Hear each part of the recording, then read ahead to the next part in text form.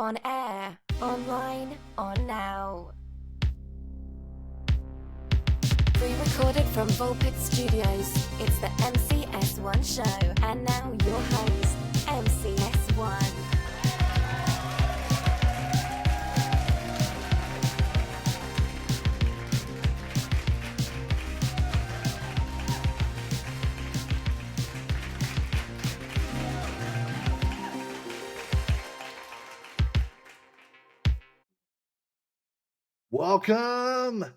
Welcome everyone to another exciting edition of the MCS1 show. I'm your host, MCS1. As usual, joined by my beloved and loyal co-host, Caleb Henna. And Caleb, how are you? Dude, so good. I am excited and hurt by today's episode. Mostly hurt. Mostly hurt. I'd Mostly say I'm hurt. Trent Reznor hurt, not Johnny Cash hurt. Ooh. As well. Okay. Yeah. Okay. So you didn't hurt yourself. No, exactly. So for years, and I mean years on the show, I have tried to steer away from Caleb ranting about the MCU. And I mean years, even when it was in its prime and loved. And then finally, it's like when your kid asks you so much, like, can we have a pool, Dad? Can we have a pool, Dad? Can we have a pool, Dad? And then you finally break down. Have a pool. And what'd you say? You finally let me have a pool. I finally let Caleb have a pool. So today's episode is called Caleb's Marvelous Marvel Rant, which is mostly against the MCU, to be honest. And this is great because now that we're on YouTube as two white guys ranting about the MCU, I am sure there's no other content out there like this. There's none. Also, just calling my show content, I felt like some bile rise up, like within me. Ugh. I was about to ask you, did a little piece of you just die? It kind of did. I said it like out of habit, but That's it funny. hurt. I don't like calling the show content at all. I don't like calling us influencers. None of that. Gross. So gross. You don't want to be an influencer? You don't have your light ring like right here? What am I going to really influence here? The election? No. All right, so let's talk about the MCU. And I'm sure everyone, like, this has been talked about forever by mostly white nerds on YouTube, which Caleb and I totally are. You know, we go to all the meetings. They're kind of boring these days, though. What'd you say? Those meetings are kind of boring these days, though. Yeah, it's mostly to everyone talking about woke and things like that. And I just blame the war on drugs. The war on drugs, which we lost. The DARE program is spinning in its grave. Yeah. Now that you can just buy weed anywhere, they don't bring the good stuff. You know? And it's legal in most states. Boring. Yeah. So I don't even want it anymore. Yeah. Let's talk about. I love how this is a great transition. Let's talk about the MCU after we just got talking about legal marijuana. What a progressively terrible show we are. can't. Yeah. So this, I want to talk about, before I let Caleb basically break his leash and just go off the rails and destroy all structure that I've tried so hard to build this show around. I want to talk about the MCU and why I don't like it. And I always haven't liked it. And that hasn't been a popular opinion. But even though I haven't liked it, I've still gone. Like, the thing about the MCU, and this is going to be kind of a theme that we're going to be exploring as we go on. The MCU has a way of pulling you in when you don't want to be pulled in. And Caleb knows where I'm going to go with this too, I think. Yeah. Which is why he's smiling. He knows exactly the moment when I'm going to bring this up to him. But it just pulls you in when you don't want to be pulled in. And I haven't been like a big MCU fan. I've always said when I went to university, I went for cinema studies at first, and I switched over to something else. And I've always had the stance of comic book movies don't make good movies. Everyone has the exception of the rule. My exception to the rule is the movie Watchmen by Zack Snyder, which Zack Snyder, not a popular name right now, especially with all the Rebel Moon movies and everything else he's done. but I seriously love Zack Snyder's Watchmen. I think it's amazing. It was very well adapted, but that's not what we're here to talk about. We're here to talk about the MCU. So when I was living in Provo, Utah, which I try not to talk about anymore on the show, I would people would just like fight me on this stance. It wasn't like I would say the stance and be like, fight me. It was like would just get attacked over this. I'd be like, yeah, I don't think comic book movies make good movies. Well, why? What's wrong with you? I'm like, well, it's not a one-to-one translation with the way the plot works and the structure and some of the theme and things like that. And there has to be the suspension of disbelief. And everyone attacks me over it. And it was just terrible. But all that being said, I still tried to be like very social, like while I was living in Provo. And so I saw Avengers, the very first Avengers movie, twice opening week. That's even more than I did. That's yeah, funny. And let me explain how and why and what happened. So my roommate was like, "Hey, we're gonna go see the Avengers. All of us, do you want to go?" And I'm like, not really. And we were going mega early too, because the theater apparently was going to be packed. And so I brought with me, like, I used to read like an old Amazon Kindle. That was like my thing. And it actually broke as like I was waiting for the movie to start too. So I don't remember like the Avengers get like opening night. It's like for me, it was like the day my Kindle broke. Yeah, it hurt. So that's rough. And then I saw it and they're like, "What'd you think?" I'm like, whatever. And then I had a friend who was telling me, "Oh, you saw it. I really want to see it." And I'm like, "Cool." And then one of my other friends, he had 2 tickets to go see it, like free tickets, but the problem was he was busy. And he posted it like on Facebook back when I had social media. And I was like, "Hey man, I got a friend that really wants to see this. I'll go take the tickets from you." And he's like, "Cool, man, thanks." So my friend that really wanted to see it, he did. Originally I was just going to give the tickets to him, be like, "Here, man, go with someone else." But he couldn't find anyone else, so he just ended up being like, "Hey man, could you go with me? See it again?" And I'm like, ah. So I ended up seeing it twice on the opening week, which wow. Yeah, and after that, I've never seen it again. That's funny. Thankfully. And so with that, Marvel movies, they kind of became like this little fun thing to do every now and then with friends and things like that, but never anything to take seriously. It's like, hey, I'm bored. There's a Marvel movie out. A bunch of us are going. You want to come in, hang out, that kind of thing. And so this went like all the way until Endgame as well. And I ended up seeing Endgame not once, not twice, but 3 times in theaters, and then never again. And let me talk about like the time that I had to go and see this, because this is all like full circle, to be honest. So my family, they wanted to go see it because I saw a bunch of MCU films with them. And we were all going to go together, and it was going to be kind of like a family event type of thing. And it was actually like really cool. One thing as well is like they were passing out these posters, and I still have. Check this.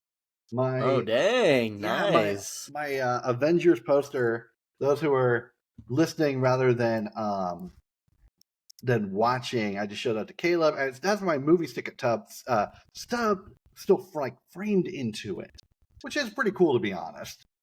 And I went with my family, and like we had a great time, type of thing. So we went and we saw that because we also saw Infinity War together, and it was just like something cool to like do with the family. Not taking this overly serious. Then that very same friend who I saw the first Avengers with actually had moved from Utah to Iowa, where I was living at the time, and was like, "Hey man, you want to go see the new Avengers?" And I'm like, "I just saw it with my family." And so I was like, "Well, I saw the first one with him.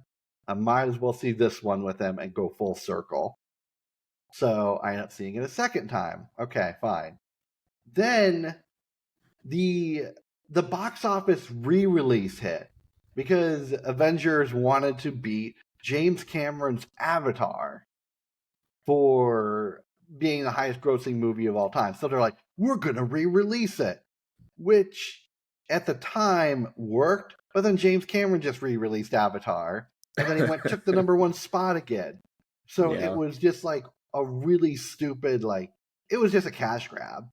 So yeah. And so I ended up going again a third time with basically a bunch of coworkers I didn't like. And they're like, hey, we're all going. You want to go? And I'm like, not really, but sure. And so went with them, saw it, and I'm like, I'm just so burnt out over this. Yeah. Like 100%. And I was just done with it. And same with like the MCU in general. And I strongly feel that like, as like we're talking about things on this show now, like before and after the pandemic, that the MCU was better left off like in the 2010s. Like it fit that culture really well. It just like it could have ended on a high note. Instead, it just kept going and going and going, and now people are just they've had enough. So, Caleb, how do you feel about this in the MCU after me saying all that and everything? By the way, everyone, before the show, Caleb let me know this is the show he's been most prepared for because he's been waiting his whole life for this moment. Well, not my whole life, but definitely the last few years for sure. But I mean, also to be fair, I mean, this is like the show that we talked about as far as like you wanting me to have more, ready for it. So, I think you know already my feelings, and I'll get into it on the current state of the MCU. But before I get into a lot of that, we're gonna do everybody's favorite thing, and we're gonna have a history lesson. This is everyone loves history lessons. Our nobody new favorite show. Nobody wants to just watch something. History lessons. Yeah. I feel like what was that one Schoolhouse Rock? I feel like we're gonna be Schoolhouse Rocking it, you know. Oh man. Only let's get some music going in the background. No songs. I don't sing. I don't sing. No songs. Yeah. No songs. Yeah. Anyway, so here's the thing. Most people do know this already, but the MCU isn't Marvel's first attempt at making movies, right? Are you referring to the Fantastic Four musical from the Arrested Development Netflix season? I don't want to say I'm not. Okay. Or the movie that was mentioned and then became a musical, right? In the Arrested Development Netflix, right? No, so so technically there was like a brief stint in like the 80s. I'm not going to really get into that because I never watched those, and those weren't really anything that I think most people would recognize these days. But in the early 2000s, everybody probably remembers when the first X-Men movies came out. Yes. With one of, in my opinion, one of the best cast movies. Super great. Like there were some minor details aside, you know, one of the best cast movies was that first trilogy. Now, and I'll talk a little briefly about that one, and then the Spider-Man movies as well, and then I'll jump into and the Fantastic Four movies as well, and then we'll jump into the MCU and why they had to go the route that they did, because it's actually a really interesting thing. So first off, the most popular IPs, or intellectual properties, for those who don't know what IPs are, the most popular Marvel IPs for like the last 60 years has been Spider-Man, X-Men, and the Fantastic Four. And so when they to me, just real quick, this makes sense. Yeah. Because barring from 90s cartoons, I was huge huge into the 90s cartoon X-Men 100%. and Spider-Man. X-Men 90s holds up super well. Yep. Spider-Man, little cringe, to be honest. It's cool, but a little cringe. But whatever.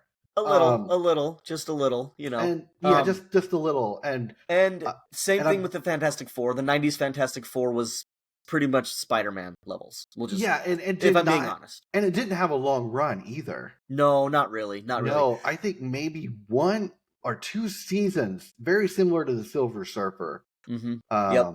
as well. Anyway, continue. Yeah. So when Marvel wanted to jump into the movie making world, they were discussing it with Sony.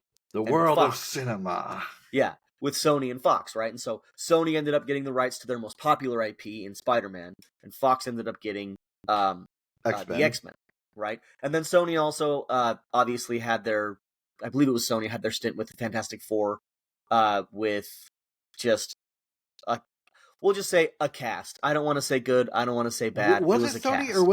or was it a Fox movie? I don't remember. I think it was a Fox movie. Like Fox, it might have been. Yeah, Fox has had it the whole time. I am sure of that. There you go. Then it was Then if I guess I could go and look it up. I mean, I guess if you want, you want. I don't care that much, but I'm like 90%. When you do though, whenever you do, could you just return and report on that? Yeah, I will definitely. I will return and report. Thank you very much. So, but anyway, so with that, and to be perfectly frank, like as far as comic book movies go, the X-Men movies and the Spider-Man movies actually did moderately well.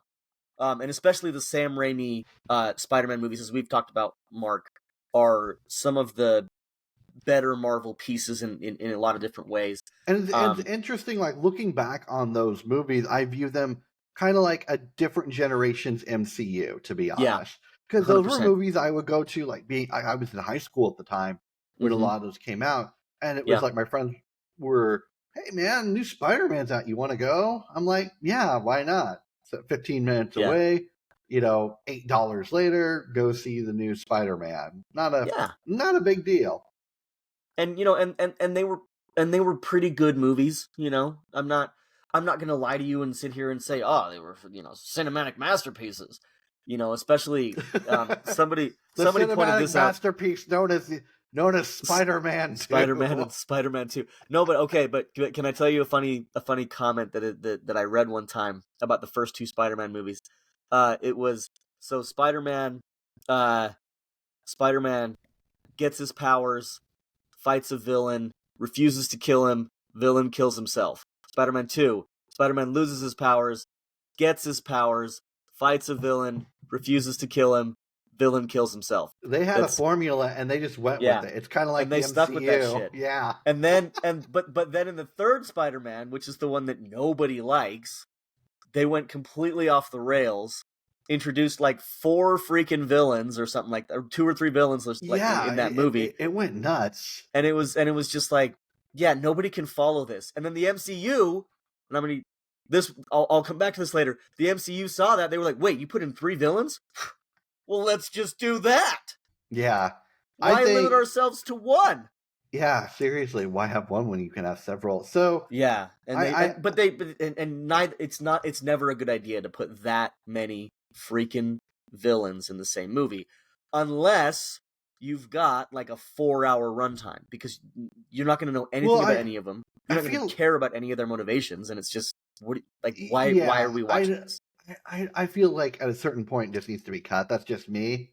100%. And you and I have had this discussion with The Dark Knight as well, like Two-Face coming in at the end type of thing. That could have been like its own movie. I'm not going to get into that. Yeah. What I do want to at least mention is I really feel Topher Grace could have held his own as just being a sole villain as Venom for like in a movie for like a whole Spider-Man movie, but it got James Franco could have held off as the Hobgoblin for a whole movie by himself.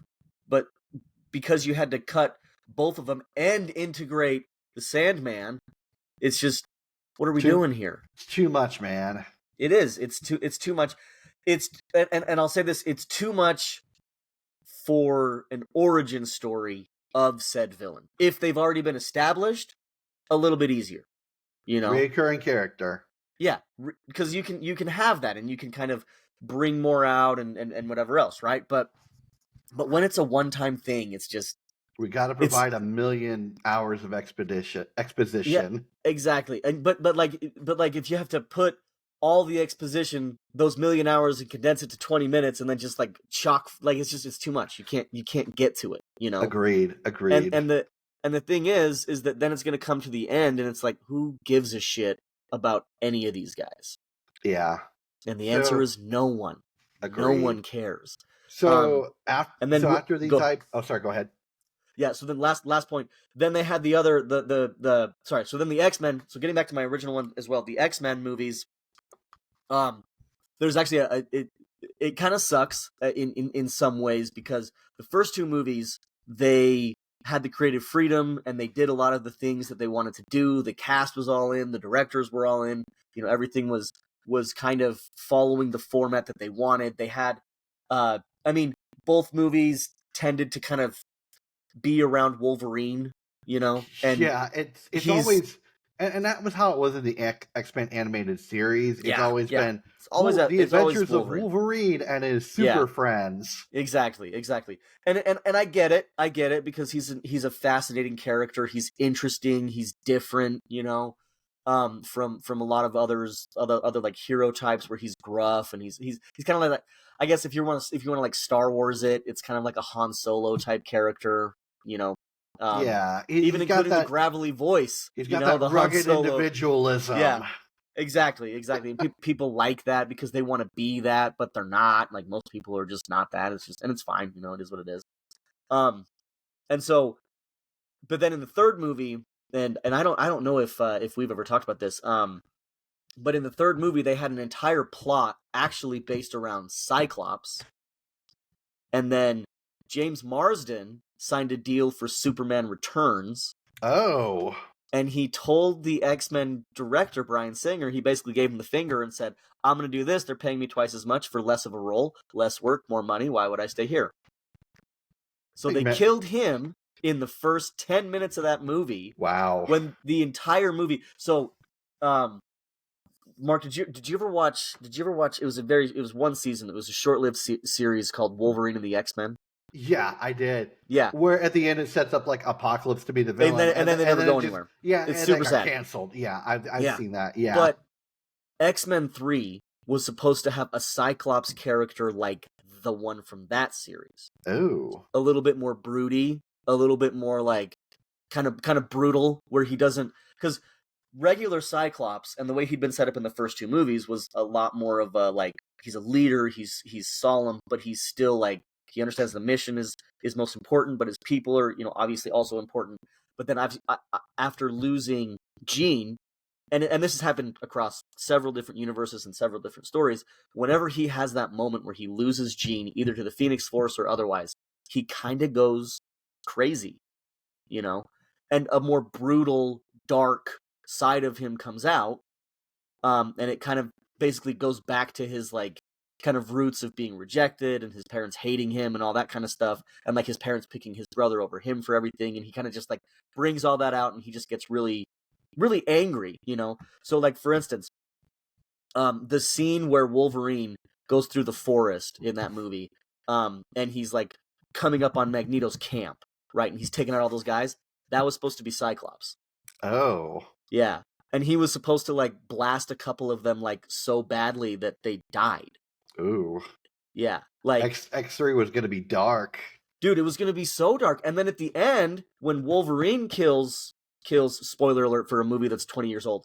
But at the end, when Wolverine ends up killing Jean, what was actually supposed to happen is Cyclops was supposed to remove the visor, which would essentially bring out, obviously, his biggest blast, and then he was supposed to cut loose, and it was supposed to be this massive force concussive thing that takes both him and Jean out. Ooh. Yeah, brutal. Very different. Instead, they went with, Wolverine stabs her, and then everybody else lives happily ever after. The end. Oh, pretty miserable until the next X-Men. Then they did like the soft reboot and the soft reboot, and then all that, and then it was like suddenly that's not what we're here to talk about. Yeah, suddenly Xavier's alive. But anyway, whatever. We don't have to go into that because that's just a whole other can of worms. But anyway, so I say all of that to simply say that going into the MCU, they didn't have any of the rights to their A-list characters. A-list franchises of that. A-list franchises, and they only had the rights or IPs. My bad. Either way, yeah, whatever it is. Yeah, they only had the rights to a couple of their more B-list characters, because of foreign country connections as well. Like there was some Japanese anime connected to some of their B-list characters, so they couldn't even really do those without cutting a huge check. So it's very, there's a lot of like weird legal stuff to get into. I'm not going to get into it, but I'm just saying that to basically say that the setup for Iron Man was they didn't have any A's, they didn't have any B's, so they went to a C-list Marvel character. So to put it into perspective, Iron Man was in the bottom 50 percentile of Marvel Comics sales in 2007 when they started filming. I'm not even kidding. Like it's crazy to think about. And the only B-listers that they had were Captain America and Thor. So what did they do? They went with that big three. Because like the thing is that's funny about it is that people always think like, oh, Iron Man, Captain America, and Thor are the original big three for the Avengers. They're super wrong. They're not even close on it. The original big three for the Avengers, Captain America was involved, but he was the third most important character. Spider-Man was number 1, and Mr. Fantastic was number 2. Ooh. And then Professor Xavier was an alternate. Okay? So that's the thing that like most people don't understand is that they didn't have the ability to go with their best. And that's what makes a lot of their early success so impressive. Because even for those, like you, Mark, who don't necessarily like the MCU, got to admit, the first Iron Man was a massive success based on projections. And based on the fact, too, that they were taking an actor in Robert Downey Jr., who was coming out of rehab. Yeah, at the time, Robert Downey Jr. Horrible reputation. And I think his first, or his last, I don't quote me on this, but I feel like his last role that he had before going into rehab, or one of them, was he was a love interest on Ally McBeal.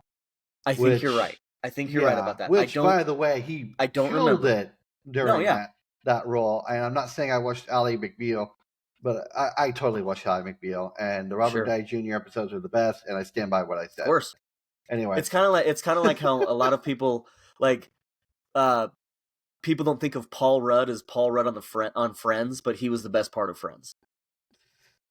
Which the competition there, I'm not getting into Friends. I'm not saying the competition was great. I'm just saying he was the best part. I'm not a fan of Friends. But as a fan of Paul Rudd, especially his gimmick with Conan. Oh man. have to. So for those that don't know, Caleb is an avid Paul Rudd fan, which will come back to bite him later in this episode, and he knows. I'm sure it will. He knows it's coming. I'm sure it will. But I do stand by my love for Paul Rudd because of, and I seriously, I want you guys, go look it up. Oh my gosh. What he does to Conan O'Brien. Paul Rudd, what he does to Conan O'Brien. All you have to do is look up Paul Rudd, Conan O'Brien prank, and he just does this same thing over and over. It's hilarious. I'm not going to spoil what it is, but it's very funny. It is rather hilarious. I will give Caleb that. Anyway, so getting back to the start. So when they started with, and technically, this is another thing that's really funny because nobody wants to admit it. The first MCU movie was actually The Incredible Hulk with Edward Norton. And I love how to I'm just be putting honest, up like all these little action figures as you talk. I love it. And they're not even like MCU ones. Either like most of these were like, this one was a Christmas gift from my aunt. Isn't it sick? Like, that is so much bigger. I love that his head is like this big. Well, like it's like comparatively like to regular action figure, he's like so much bigger. Oh, like, he's huge. He's massive, huge. And he should be. Well, he's the Incredible Hulk. You know. So. But anyway, so the Edward Norton Incredible Hulk, which again, objectively speaking, he was a much better Incredible Hulk than anything that Mark Ruffalo could pretend to touch. Man, I hold that stance as well. Yeah, and I'll get into what happened to him and what happened to Terrence Howard in just a little bit, because there was a little bit. Howard. Yeah, there was some contract things. Next time, buddy. Yeah, that's true. That's true. Anyway, continue. Yeah. So anyway, the first MCU movie was the Edward Norton Hulk, which again did better than it had any rights doing, because nobody really cared about the Hulk. But it did well enough Hulk that it justified. No one care too. It justified them monetarily to say, okay, that movie did well enough that we can go into this Iron Man project and start the Avengers protocol, which is something that they had been planning since like 2004. Which is funny when you think about it, because that's the time that Spider-Man 2 was coming out. Yeah. You know, and at that point, for them to be thinking about starting out the MCU, it was interesting. Long-term planning. Yeah, a lot of long-term planning, and like, to be perfectly frank, like, and I'll stand by this forever. I mean, we've talked about this before, Mark. Stan Lee is a personal hero of mine, for a lot of reasons, but the main one being that man could tell a story with some of the most ridiculous premises and still make it work. Yeah, agreed. You know, and so, I mean, he and that was the thing with the MCU going where it went, is that especially early on, he was heavily involved in all the projects. Not necessarily the Sonys or the Fox projects, because they kind of shut him out because he sold the rights. Yeah, but when it came to the Paramount movies and then moving into the Disney movies, he was more heavily involved, because he maintained. I think he learned his lesson from getting cut out of the X-Men and Spider-Man trilogy, and the Fantastic Four one, which I barely recognize as a thing that happened. I think a lot of people barely recognize the thing that's happened, except Jessica Alba and the paychecks she got. Dude, and she deserved them, man. Stripping down for that. And Kay, really, like, Jessica Alba. Oh, jeez. So she fine. But anyway, moving on. My wife is gonna watch this, I'm sure. But going into then the first few movies, and they started off with Paramount, was the first 4 movies, actually, including the Incredible Hulk. The first 4 movies were made with that, as well as, I believe, Iron Man 2. But anyway, for the big 4, those movies were all made with Paramount.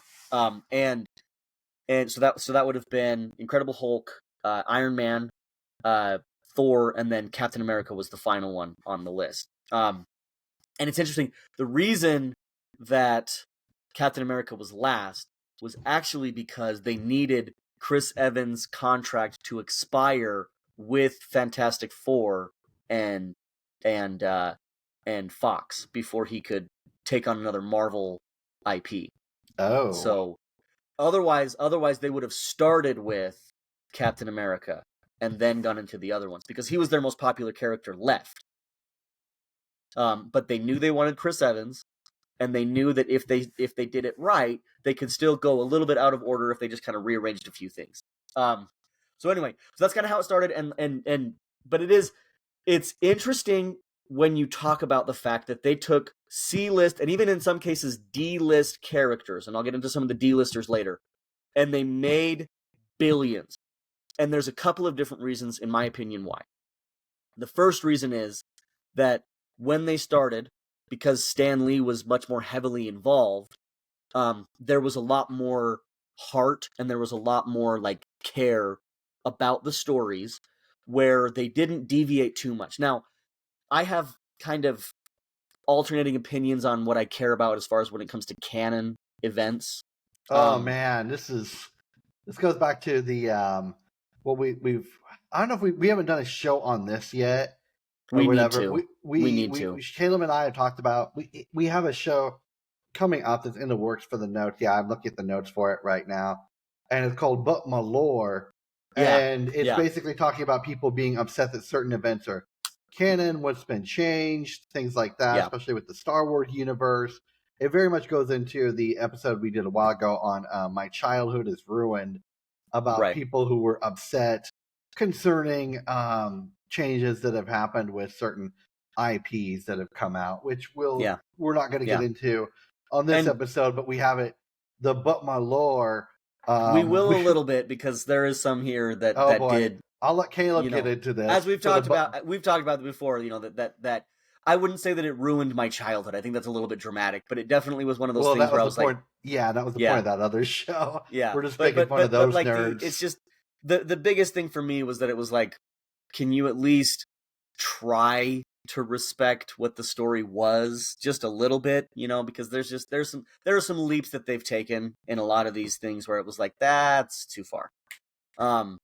Anyway, so getting back to it, when it comes to the way that they kicked off, I think it was a bit of a blessing in disguise that they did Captain America last, because it basically drew people into the first ones with the promise of Captain America, because it was building up to it. Exactly. Because he was still a very popular character. I mean, speaking of the 90s cartoons, he had a ton of guest appearances on the X-Men show, on Spider-Man. Yeah, that's true. On even the Fantastic Four. He had his own show for a little bit. Did he?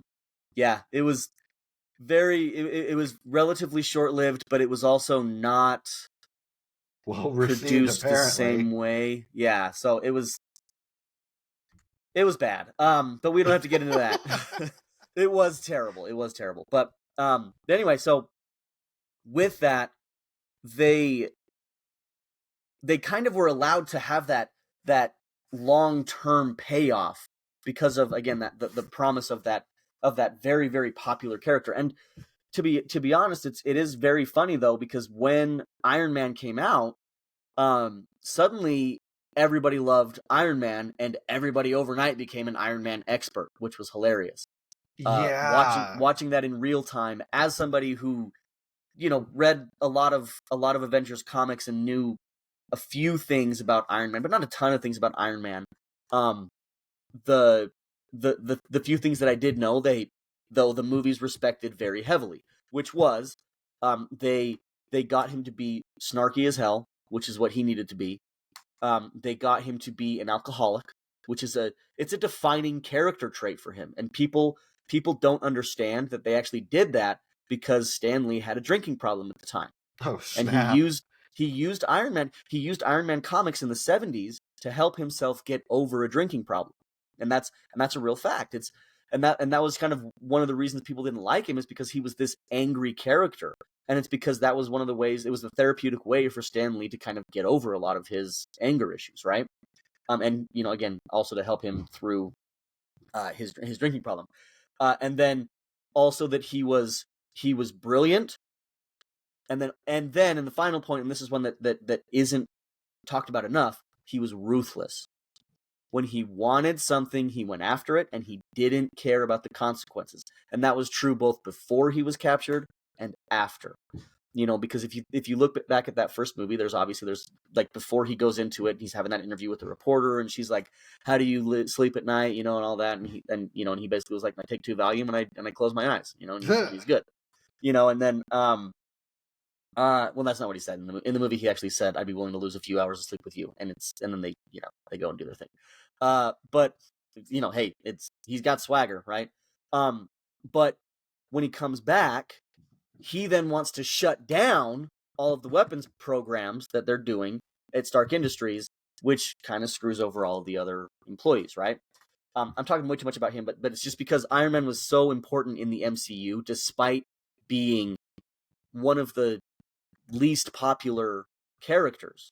Like, nobody before 2008 can tell me that Iron Man was their favorite Marvel character, because you didn't know who he was. Yeah, especially with like X-Men dominating the scene. Dude, X-Men was killing it in the 90s, the 2000s. X-Men was killing it, and so again, he became everybody's favorite because Robert Downey Jr.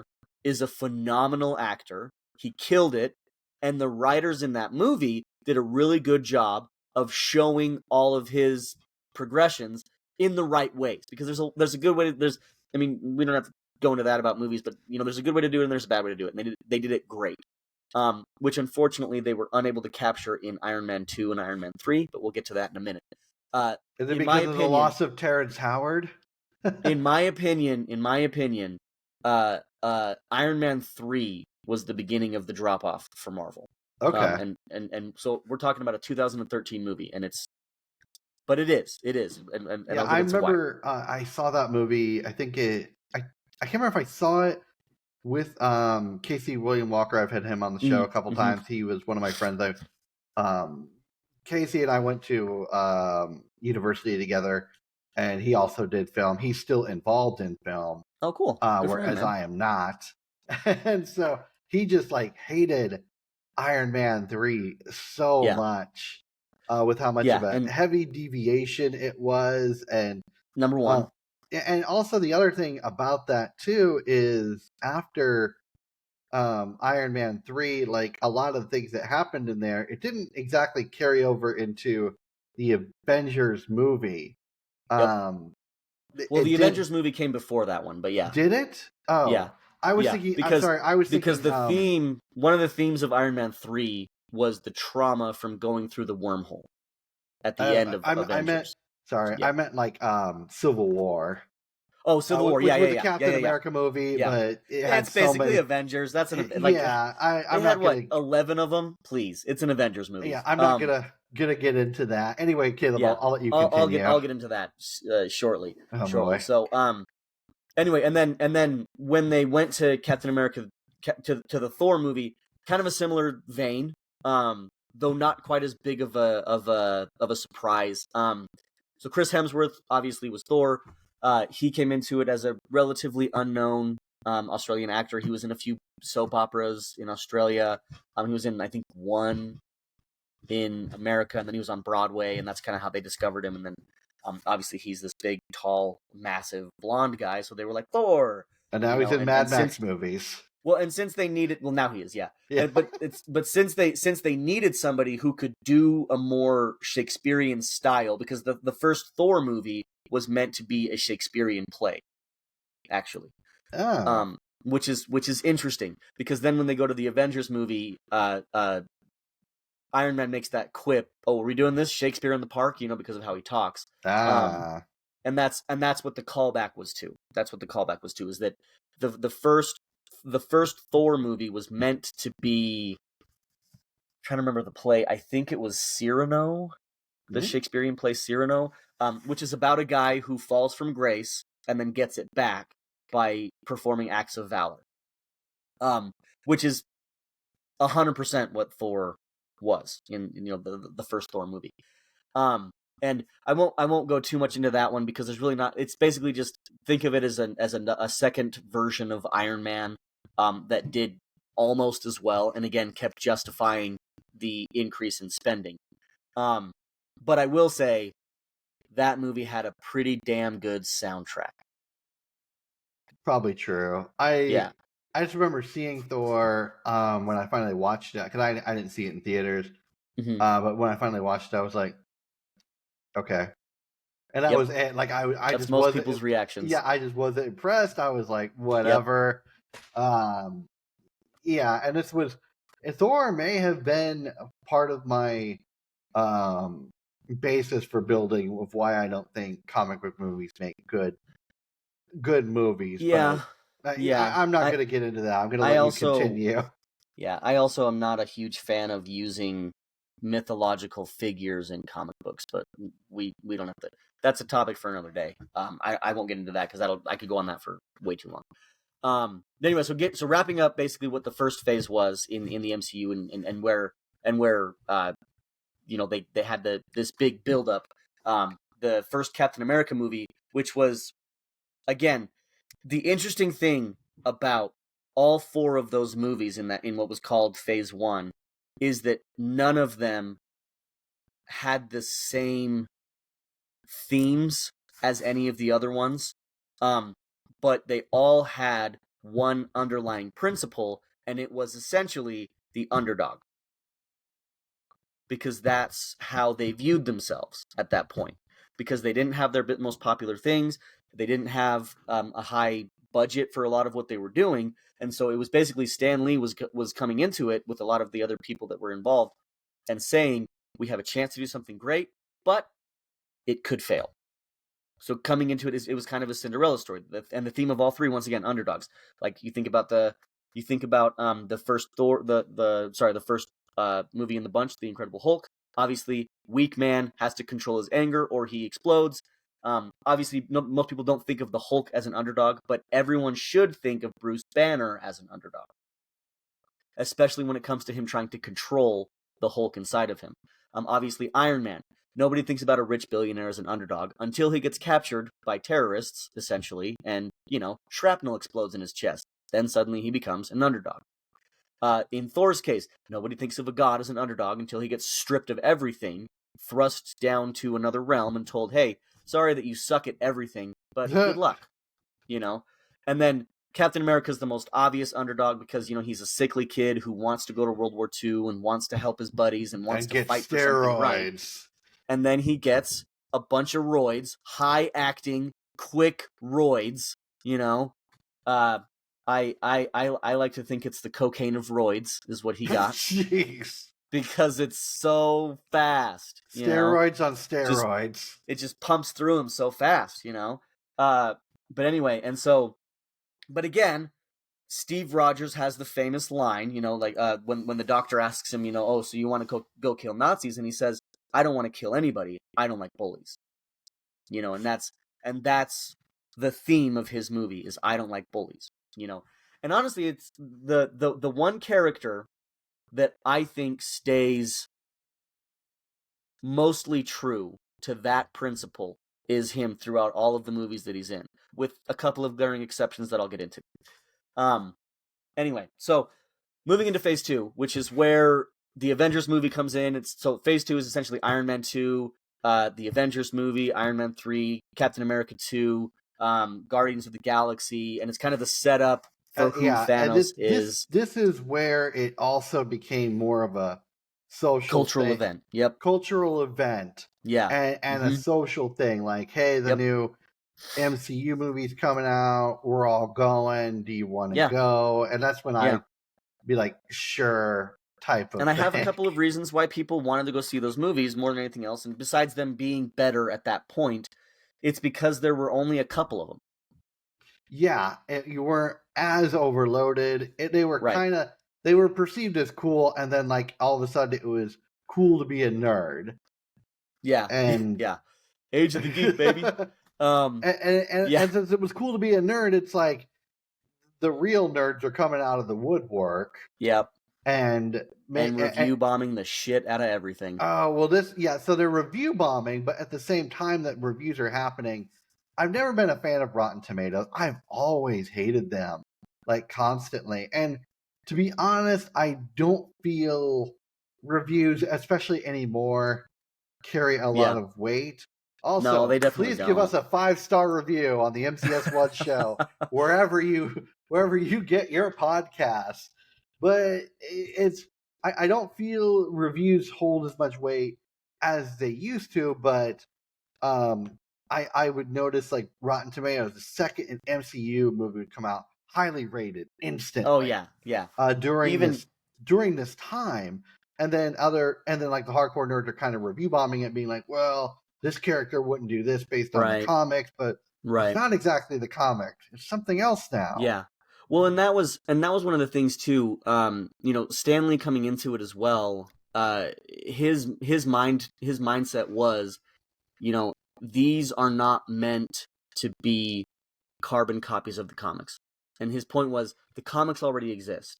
Yeah, exactly. And if you enjoy the comics, go read the comics. It's hard to make a 1-to-1 for all these things. And you can't. And people don't understand that, and that's why I would get attacked for saying like, "Hey, I don't think comic book movies make good movies," and then instantly. Well, and there's a lot of things. Yeah, there's a lot of things where that's totally true. Where it's like you can't do the same things in a movie. First of all, you can't do the same things in a movie that you can do in a book, and that's true of comic books or regular books, whatever, right? And the other thing is these used to just be called adaptations. But Right. then somewhere along like this when phase 2 was happening, that word just disappeared like into the woodwork. And then it was replaced by story arcs somehow. Yeah. I've Which is never another character arc. Character arc, yeah. I which never, is another thing. Yeah, oddly enough, I never really heard about this during like when I was learning about elements of literature back in 8th grade, like, plot, setting, theme, character arc. Like character arc was, I feel like it's something like stupid YouTubers made up to make themselves look smart. Because I just started hearing it from everybody, like talking about character arcs. I'm like, what is this? When did this become a thing? Well, and progress can be a thing, and I think progress but everything had to be a character arc, and it's like started around this time. Yeah, and it also became a red flag for me. Like every time I started hearing someone talk about character arcs, I'm like, okay, you are someone I don't want to talk to. Well, and I think to that point, there's something to be said of progression, and I think progression is good. But like a character arc, the problem with character arc is that arcs have, beginnings, middles, and ends like a story. So it's like, okay, but what you're saying then is that they only can progress during this, and it's like, but that's just the plot. Exactly. Yeah, and that's one thing that just the other thing is like how you talked about everyone became an Iron Man expert during this time. Everyone became a film expert. Also true. This time too, because they had to defend it, and I have some theories about as to why that is. Exactly, and so for me, literally going to school for film, like researching this, studying this, and just like enjoying it, and then an MCU nerd, right? Is just like you said, hardcore having to defend it, and I'm like, hey, I just don't like this, and so a lot of these YouTubers just came out of the woodwork, or they started around this time, and they were basically people like not even involved with like film necessarily, but like, okay, in the comic books this happened, here's what kind of happens in the movie, and I think they're taking that knowledge that like, okay, I have comic book knowledge.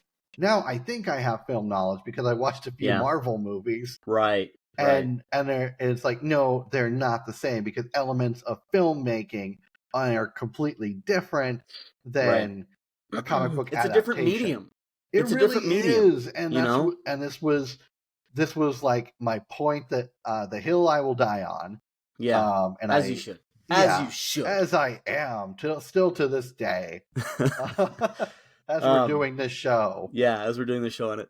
And that actually brings me to that's a very solid segue into one of my next major points, because phase 2 is where you started seeing a lot more of it, but there were good changes versus the comics, versus there were some bad changes as well, versus the comics. Now, one of the really good changes, and this is technically phase 1, is Marvel deciding to not let Bucky be a 12-year-old boy hanging out with Captain America in the middle of a war. Because that was a very, very odd decision. It's kind of, yeah, and I think that's a good adaptation idea. At the time, like during World War II, it was a symbol to say, hey, anybody can help with the efforts. Well, and that was the point of Bucky, right? Well, Bucky reminds me of like Indiana Jones and the Temple of Doom, and the kid that just hangs out with them. Yeah, it's like, what the hell are you doing with this kid, Why are you here, dude? Kid? Why are you? It's like Indiana. He's already an orphan. Yeah. Why are you endangering his life? Dr. Jones, do not take him on this expedition. No, exactly, we're going to take him to this temple where we literally see someone have their heart pulled out of their chest. Like, gosh. Yeah. It was really brilliant. It was a different time back then. Yeah, I guess so. I guess so. Anyway, so that was one of the good changes. A couple of the other changes that I thought were good was not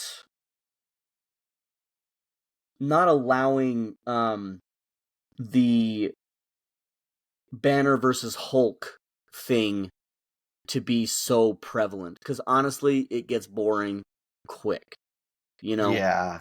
And people don't, seeing the Banner versus Hulk thing it can be interesting, but it has to be it has to be done right, and it has to be in a way that people can actually understand that it's a struggle between them. Well, and it's different. It's interesting in a comic because a comic you're seeing thought bubbles. You can see the thoughts, literally exactly. thought bubbles, and you can literally see what is called the internal conflict. Exactly. And that's another one of the things. So I guess technically not an MCU movie. Well, actually, no. Technically, it is now an MCU movie. The Deadpool movies. We'll get into those. I can get into those just briefly, as well as we kind of bring this all full circle. But one of the things that they do in the Deadpool movies in the Deadpool comics that they don't do in the movies is demonstrate that he has multiple personality disorder. And they even do that like in the video games too. Yeah, where he has different thought bubbles, and the different thought bubbles have different colors to kind of represent what that it's not him, right? But and listen, Deadpool movies, I thought they did a great job with the Deadpool movies. You know my feelings on Ryan Reynolds. It's just kind of how it is. Yeah, I'm a big Ryan Reynolds guy. For those at home, it's very similar to his Paul Rudd feelings, though deeper, much deeper. That's what she said. But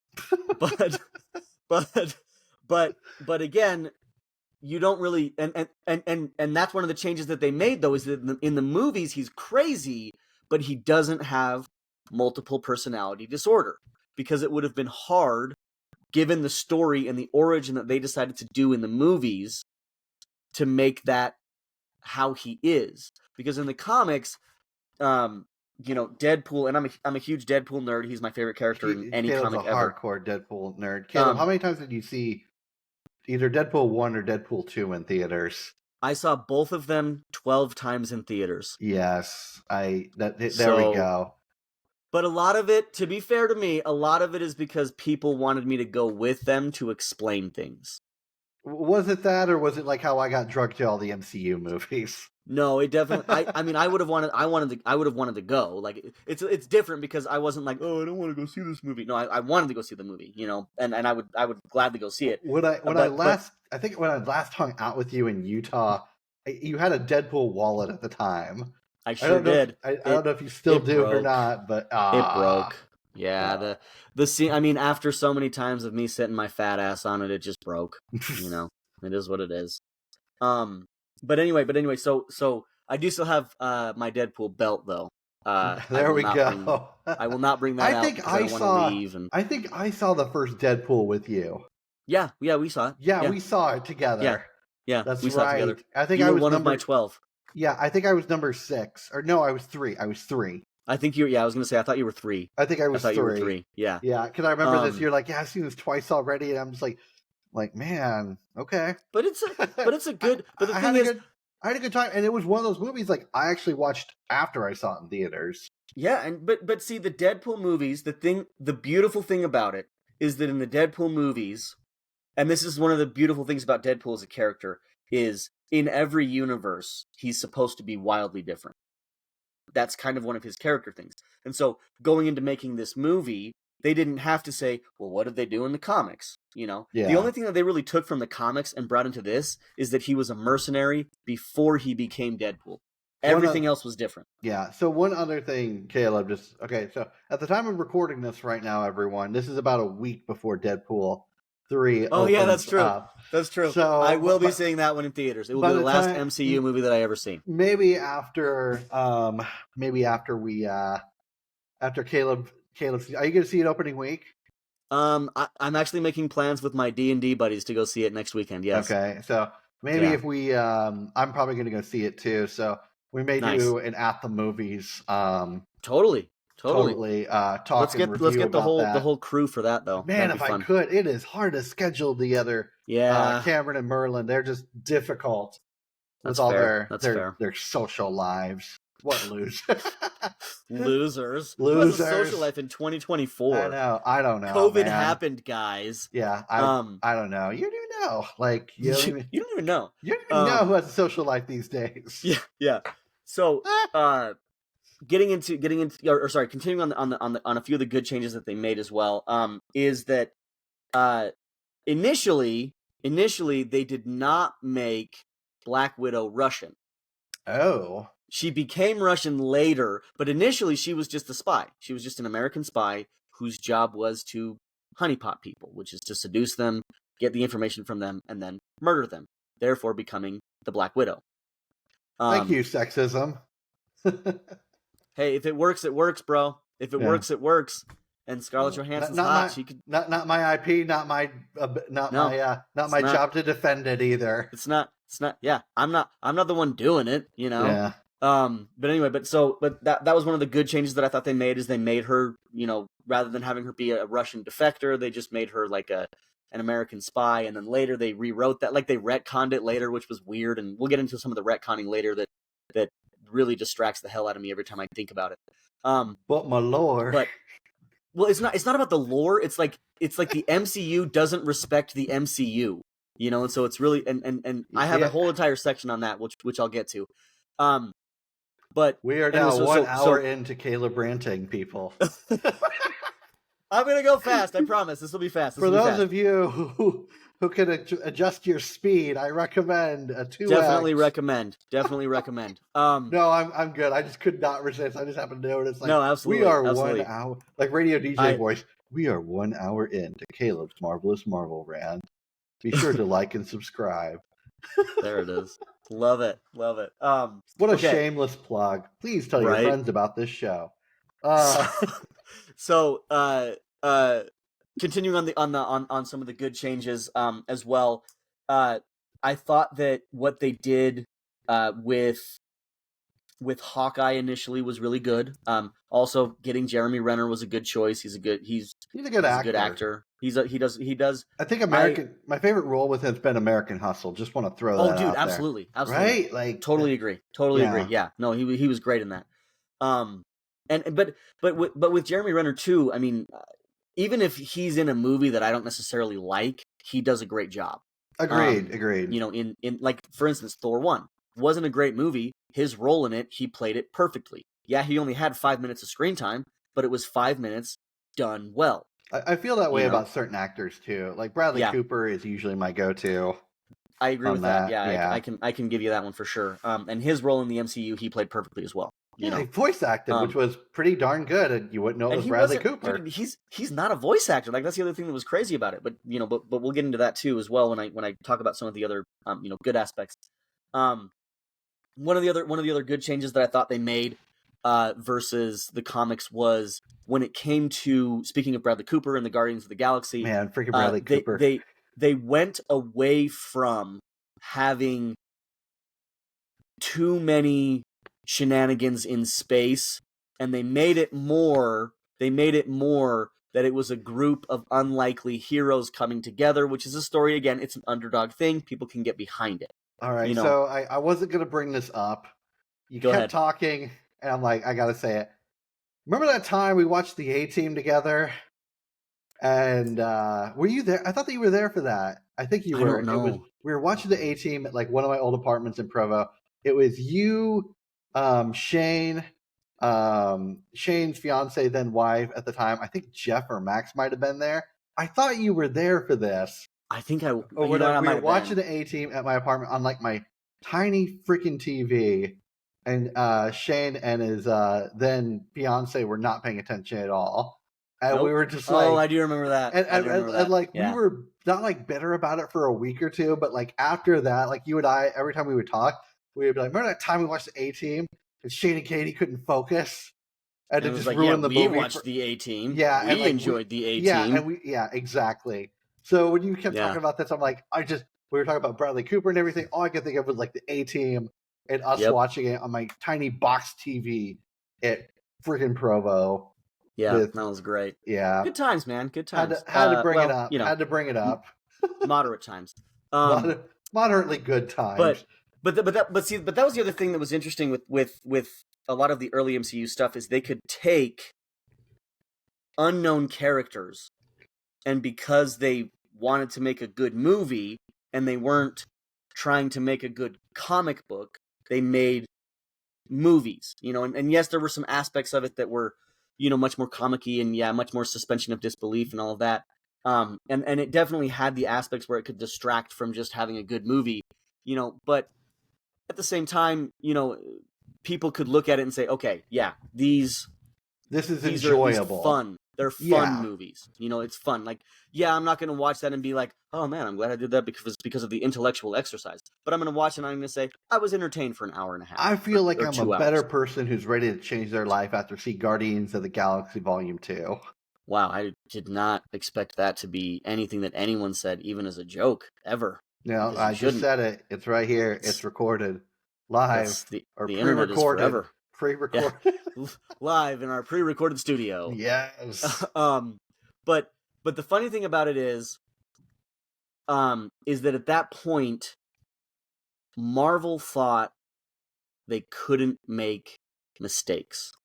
Yeah, because as you're building up and talking about this, I'm thinking about like what happened after Endgame. Yep. Where the characters, and we're going to get to that for sure. They started pulling in and everything, and more of the more unknowns. Yeah. And then they pulled in like Doctor Strange, which nobody really knows who the hell that is, but they got a great actor to play him. Yeah, Benedict Cumberbatch, and so people liked it. And the way that I kind of knew about this, so for me, it was built on, I hate to say this, but the 90s consumerism of the X-Men animated series, which was basically, like most 90s TV shows, designed to sell toys. Yep. Same with Spider-Man. Yep. And you know what? Like, hey, guys, it worked. They did a good job. And the other thing was, and the other thing was, with the 90s and the consumerism, cards were a big thing. And I still have, I grabbed like all these action figures to put on my desk when Caleb was talking to like hold them up. But I wish I would have grabbed my, I have a binder of old Marvel cards, not just X-Men, like a ton of X-Men, like the 1995 Flair Ultra X-Men. I'm going to finish that set one day. Nice, dude. I still have that, and I love it, but that's how I knew who Doctor Strange was, because of cards like that. Yeah. Like all these Marvel cards or these comic book cards, because cards were just like the big thing to do in the 90s. Yeah. So they brought in like Doctor Strange, they brought in Ant-Man, and then the interesting thing that they did with Ant-Man is they didn't make it the original Ant-Man. They didn't make it Hank Pym. Yeah. Like, he was there, obviously, and he was involved, and he was training the new guy and all of that. But because they went to Scott Lang, who was, again, this, like, reformed thief. They went with it. They went a different route with it. And the thing that I really enjoyed about the first Ant-Man movie is they said, we didn't set out to make a comic book movie. We set out to make a supernatural heist movie. And it was kind of cool, like the first Ant-Man. I gotta say my favorite part of Ant-Man 1 and 2, and not the third Ant-Man, because I didn't see the third Ant-Man, because I don't know if this part's in here or not. Don't worry. But oh wait, the guy that goes and explains all the exposition like really fast on screen, and then like it's like happening in real time. I'm not big on exposition dumps, but that was hilarious. And part of me wishes they would have done that. The way they did it was new. I wish it was a different way to do it, and it would have been great if like they would have done that in Endgame. Like, dude, like I would pay. Ant-Man walks up to him, and he's like, "Dude, what's or the street on like where there's a little kid, and Paul Rudd's character is like, what happened here?" And that guy pops up, and they just go through. Like, so here's what happened. Yeah, he's like, so. Do you think that maybe like they told you to bring back them now so that you could do the thing with the quantum? It would have been so great. That would have been hilarious. Yeah. No, did that happen in the third movie, Caleb, in Ant-Man 3? Did it? Did you see Ant-Man 3? No, it didn't. I did see that movie, and I feel ashamed of it every day that I saw that movie because it was garbage. Yes. For a few reasons. That's actually one of the reasons. I've been building up to this. the whole show, and it didn't pay off as much as I thought. Yeah, I have another spot to plug it. We'll just plug it there later, and it's going to be way more fun. I'm sure it'll. It's painful no matter what. Whenever I think about it at all. It was gross. It was easily one of the worst experiences of my life. And I've had surgery, so back to phase 2.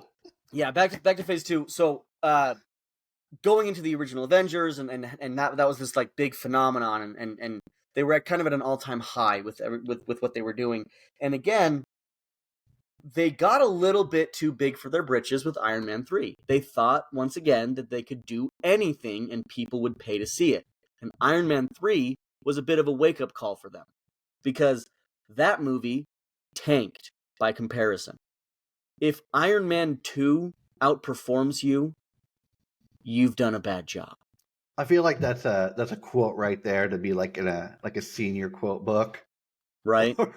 Right? Or it's like said by some Hollywood executive for a movie that bombs. If Iron Man 2 outperforms you. Yeah. Yeah, like, right? No, because and a lot of the reasons is with Iron Man's character, they did 2 massive 180s between Avengers and Iron Man 3, and then between Iron Man 3 and everything else.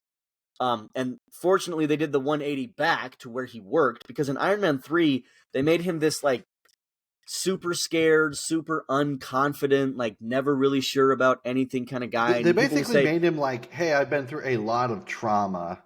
Yeah. I'm having a hard time working through this. Which, and that's fine. Not bad for a character. No, it's fine for a character, but not that one. You know, there are plenty of other characters where they could have done that. The first and foremost is the Hulk. Well, the other thing about it is I would think, like, from seeing that, like, first time I saw Iron Man 3, I'm like, okay, maybe this could help people with, like, PTSD or something like that. Yeah, or maybe. Something like that. But then he also didn't. Yeah, he was also just got perceived as another Marvel movie. It's like a time and a place for everything, and it's like, hey, that was not the time. That was not the time or the place for that. No, no, and you notice that was the last solo Iron Man movie. Yeah, and that was 6 years before Endgame. Oh, good point. You know, to put it into perspective, the last Captain America got 2 movies in between Iron Man 3 and Infinity War, which then obviously led to Endgame. Thor got a movie between Iron Man and Thor also got 2 movies between Iron Man 3 and Infinity War and Endgame. I will say, honestly, both of them sucked for very different reasons, and we'll get into it. Yeah, I will say Thor: The Dark World was a vast improvement on the first Thor. I disagree for several reasons, and I'll get into those later. I mean, it's like pick your poison. I think it is pick your poison. With this conversation, but I feel it was a vast improvement. It was, yeah. There, maybe in a couple of ways. Disagree. Maybe in a couple of ways. It's okay, Caleb. Just say I'm wrong. That's the perfect way to start an argument. The thing is that I don't want to say you're wrong because it's an opinion, and like I don't. It's fine. This is also a hill I'm not gonna die on. And here the reasons that I would say that against Caleb defending Thor: A Dark World. The reasons that I would say the Dark World wasn't is that the villain was shit in that movie. I like the villain. Garbage. The way that they explained the Infinity Stone was just some of the most nonsensical drivel. I'm just saying it was an improvement. I'm not saying it was. And they made, they tried to make Kat Dennings like something other than a laughing stock, and you can't do that and have it be anything decent because Kat Dennings is stupid. And she plays stupid characters very well. I'm not saying I shouldn't say that she's stupid. She plays stupid characters well. She doesn't play smart characters well. It's the Will Ferrell syndrome. Yeah, no, 100%. You know, and that ties into also when I get to the Marvel TV shows on Disney Plus, when her role in WandaVision made no sense. You know, no sense at all, because she's a political science major who then becomes the foremost cosmic space science authority in the world. You know, Caleb, all right, I'm going to stop you right there. People could do more than one thing. What's Arnold Schwarzenegger? Yeah, they can. What's Arnold Schwarzenegger known for? Is he the Terminator? Was he the governor of California? Oh my gosh. Yeah, I mean, I can go on, Mr. man. Universe. Mr. Universe. I mean, people could do more than one thing, Caleb. How dare you take this MCU I get it, but character? Here's the difference. Marvel tried to make her good at those things. Yeah. Nobody's trying to say that Arnold Schwarzenegger was a good actor or a good governor. I mean, I'm sure there's someone out there. But yeah, Arnold. But besides him. Arnold. Here's what I was governor. Remember when I was the governor and I did the things? And they're like, no, what even did you do as governor besides mispronounce the word California so many times that nobody understood what you were saying ever? I have not followed Arnold Schwarzenegger's political career. I really didn't think that you'd deep dive me on this, so I got nothing. Honestly, I just kind of wanted to say that one point and be like, yeah, I win this round. I won this argument. The burden of proof lies on you. Yeah, the burden of so. Oh no. For those that don't know, I'm going to mention this real quick. For those that don't know, Caleb and I have a running chat with another one of our friends, Shane Barker, and we say a lot of stupid things, most of which come out on this show. Mostly look it up. You don't even know. Like tons of them.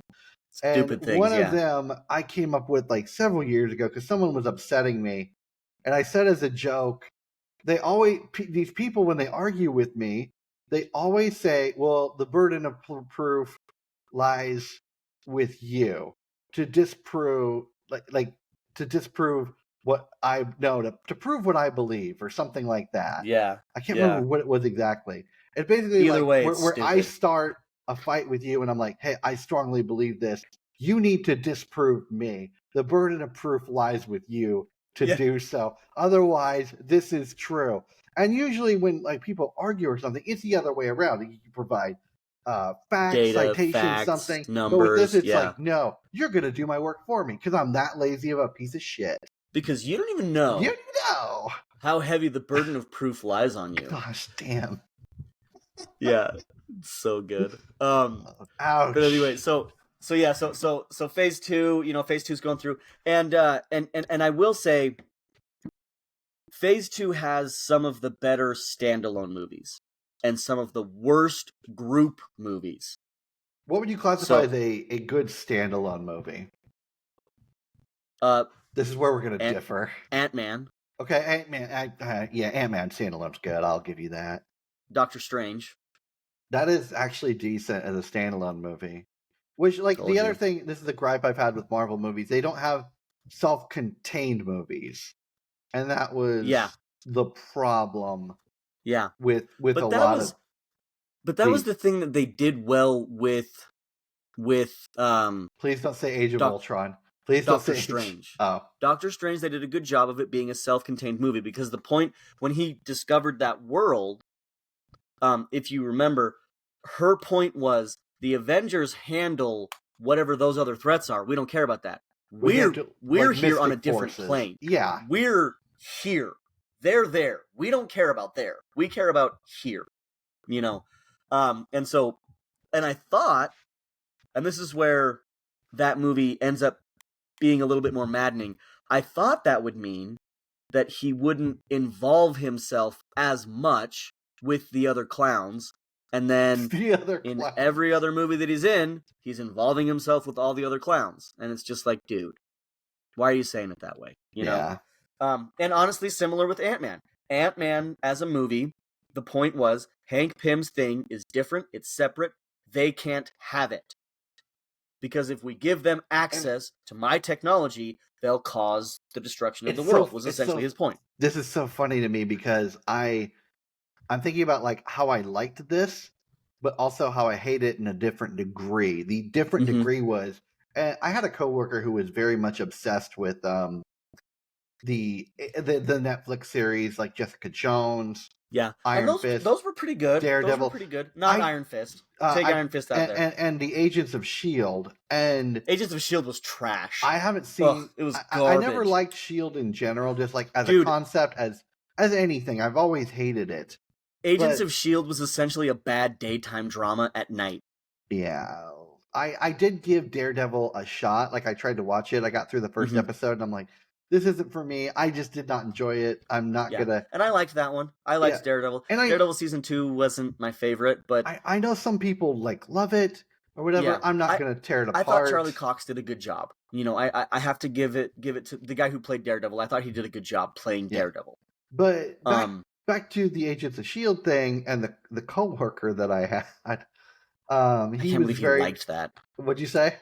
I can't believe he liked that. Loved it. And he said, Agents of S.H.I.E.L.D.? Ugh. Well, don't you, he told me, he goes, well, don't you want to hear about the stuff that's being handled, not by the Avengers, but in the same universe or whatever. And I'm kind of thinking, I enjoyed that in Doctor Strange, and I kind of enjoyed that in Ant-Man, but the answer for me is a straight up no. Well, because it's not.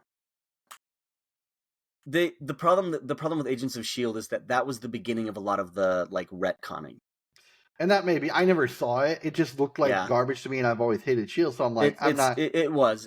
I watched the first 4 episodes, and I was like, this is trash. Yeah. This sucks.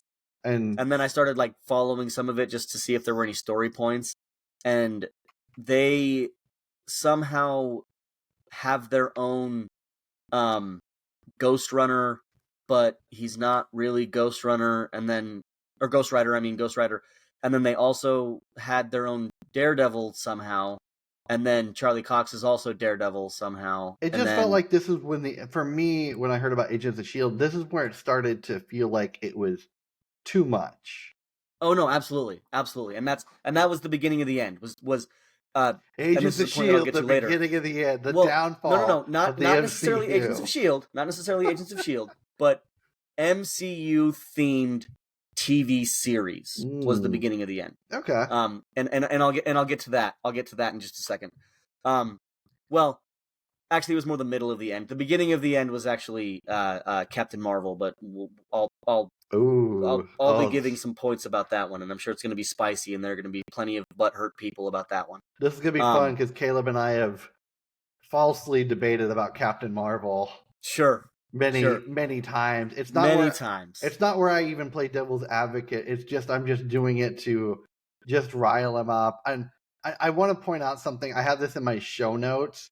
I feel like Caleb would have given up on hating the MCU a long time ago, and except that Shane Barker and I in our group chat keep bringing it up.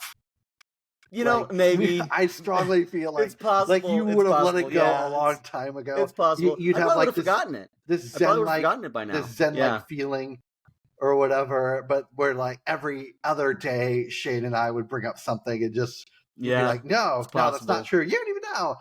You don't even know. It's stuff like that.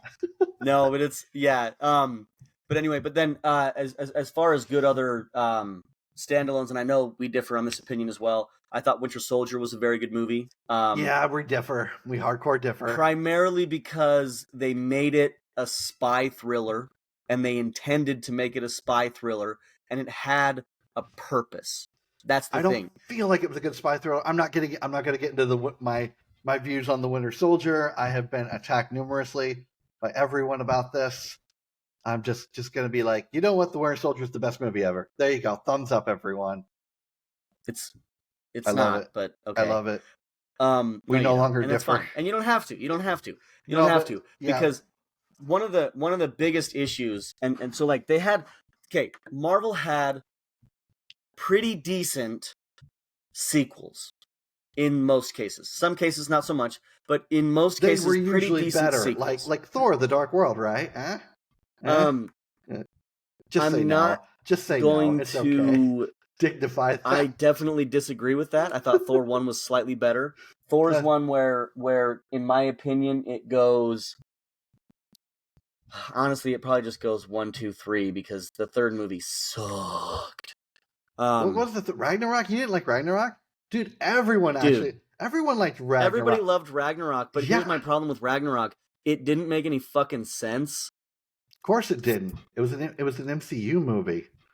Yeah, but it was just the problem that I have. Oh, go on. The problem that I have with Ragnarok is Thor had set up himself to be a serious character, and he had. And I'm not talking about character arc or any of that shit. No. I know you're not. Thor himself was a serious character, And then Ragnarok happened, and all of a sudden he's this prankster.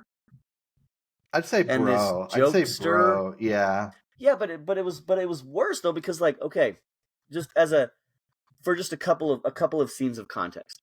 For instance, in the opening scene when he's fighting Surtur, who's the big fire guy, he's on the chain and he's like rotating around, and like as he turns his back to Surtur keeps talking, and then when Thor comes back and he's like, sorry, you're gonna have to repeat that because I couldn't hear you. What do you mean you couldn't hear him? What do you mean? Your ears were right fucking there. Your ears didn't rotate. Dipshit. Anyway, it's not the point. That's my first little point of anger with that movie. My second point of anger is when they're in the market and he's like, oh, they won't be able to tell it's me because I'll take this and I'll go like this. See? So I'm a totally different... No. Your complaint is they made him too dumb. They made him stupid. Thor's not stupid. That's the other thing, is that the first two movies set Thor up as technically a genius. He was a genius. Like, we're talking about a dude who explained to the smartest woman on astrophysics on the planet how it actually works. And it made sense. And then in the second movie, he explained how interdimensional travel works. And it made sense. Thor's not stupid, he's simple. There's a difference between being stupid and being simple. In the third movie, they made him stupid. And then I'll agree with you. And then suddenly in Infinity War, he's smart again. That is kind of true. Because he was plenty smart in that movie. And First of all, he spoke Groot, so he could talk to Groot, and he understood him, and he's like, oh yeah, it was an elective that I took because I'm smart. And then he was like, oh, by the way, this place that nobody thinks exists, I know it exists, Nidavellir, which is the star where they make things, But that's the thing. Thor, honestly, if we're talking about my actual rant, he's the character that pisses me off the most. Because they don't seem to want to make him a consistent character in any way. And Taika Waititi is the number one problem with Thor. Fuck that guy. Just gonna say it. Oh, man. I know I shouldn't, because here's the thing. I like Taika Waititi in other things. He did a great job in Jojo Rabbit. That's a great movie. It made me cry my fucking eyes out. That movie pierced me in a way that not many movies can pierce me. It made me so incredibly sad. Great movie. He tried to capture a lot of that same like humor, balancing humor and trauma in Love and Thunder, and it was trash. Love and Thunder was. Let's not get into Love and Thunder, but this goes back to like with the MCU as a whole, not just Thor, but I feel like everyone, not like everyone, but like a lot of the major characters across the board are fairly inconsistent, and it's incredibly. And this comes from different writers working on things, different directors. Yep. For things. One of the reasons that Captain America tends to stay more consistent is that in throughout all of the Captain America movies, they only have 3 different sets of directors. Because the first movie, and I forget the name of the director in that movie, they had I forget who he was, but it was one director. Then they had Joss Whedon in Avengers and Avengers 2, who was terrible. I don't like the way he does movies. I think he sucks. Buffy the Vampire Slayer was a terrible show. It was dumb. Oh man, it was ridiculous. I feel like the most flack Caleb's gonna get is from throwing shade on Buffy the Vampire Slayer. I just didn't think it was good. Like it was far too smarmy. I've never seen it, to be honest. But it's a show about this girl who hunts vampires, and it's like every other moment is just sorry. One sec. Every other moment is just some, like, sexist joke. And it was the same thing in Avengers, and nobody freaking recognized it. I feel like that's a Joss Whedon theme, too. It is a Joss Whedon theme. He's a dick. He's the worst. Like when he got put on Avengers, I enjoyed the first Avengers movie, and then when I went back and I watched it, I was like, good Lord, you are a piece of shit. Yeah, like, you took a beloved character in Black Widow, and you essentially made her this... First of all, he made her a joke, which Black Widow's not a joke character. She's serious. She's supposed to be a serious character. She's dry.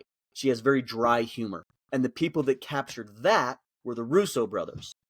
Yeah. You know how I feel about the Russo brothers. I like the Russo brothers a lot, mostly because of their work on Arrested Development. And Community. And Community. Did they do Community? Yeah, dude. Oh, I did not know that.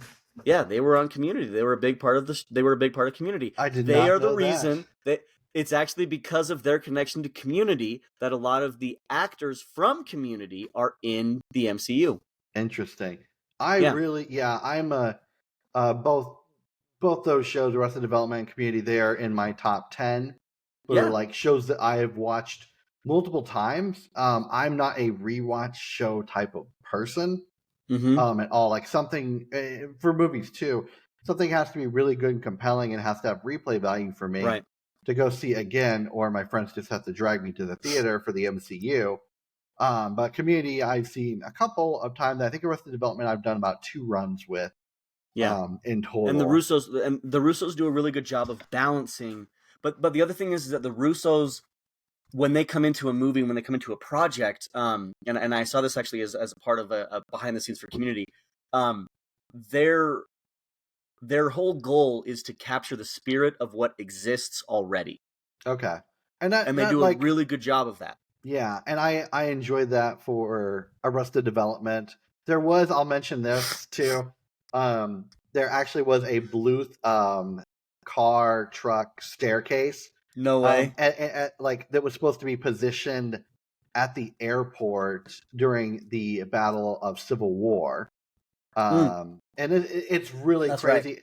And so people, the Russos there was like an article like saying that the Russos were trying to say that it was in the same universe that Arrested Development happened, which isn't going to fly at all because they're two very. But now, pretty much, I mean, now that they've done the MCU, anything can be a part of it. Like, well, and I'll get to that as a part of my closing the fall of the MCU, which is coming soon. Soon because we're getting to that point. Yeah. We're an hour and a half in to Caleb's marvelous Marvel rant. Good Lord, sorry, this is going longer than I thought it would. Not me. I'm here for a couple more hours, man. Fair enough. I got some. Actually, I'm running low on water, but yeah, I'm good. anyway, but so, and that's the thing with Captain America is that for the last, I want to say 4 out of the last 5 projects that he was involved in on the MCU was the Russo brothers, with the Joss Whedon Age of Ultron kind of mixed in between, because Winter Soldier was a Russo brothers movie, Civil War was a Russo brothers movie, Infinity War and Endgame were both Russo brothers movies. So we're talking 80% of his movies. So his character, like the movies or not, his character remained consistent. He was loyal to his buddies. He longed for home, and he fought to basically protect the ideals that he wanted to protect. So he was consistent. Minus Age of Ultron, where he was this like weird teacher figure where he was like, "Oh, don't swear," and it's like, dude, like, stop. It's not funny. It's stupid. I feel like Age of Ultron, they were trying, because they had so many characters. I hate to say this, but they were very similar.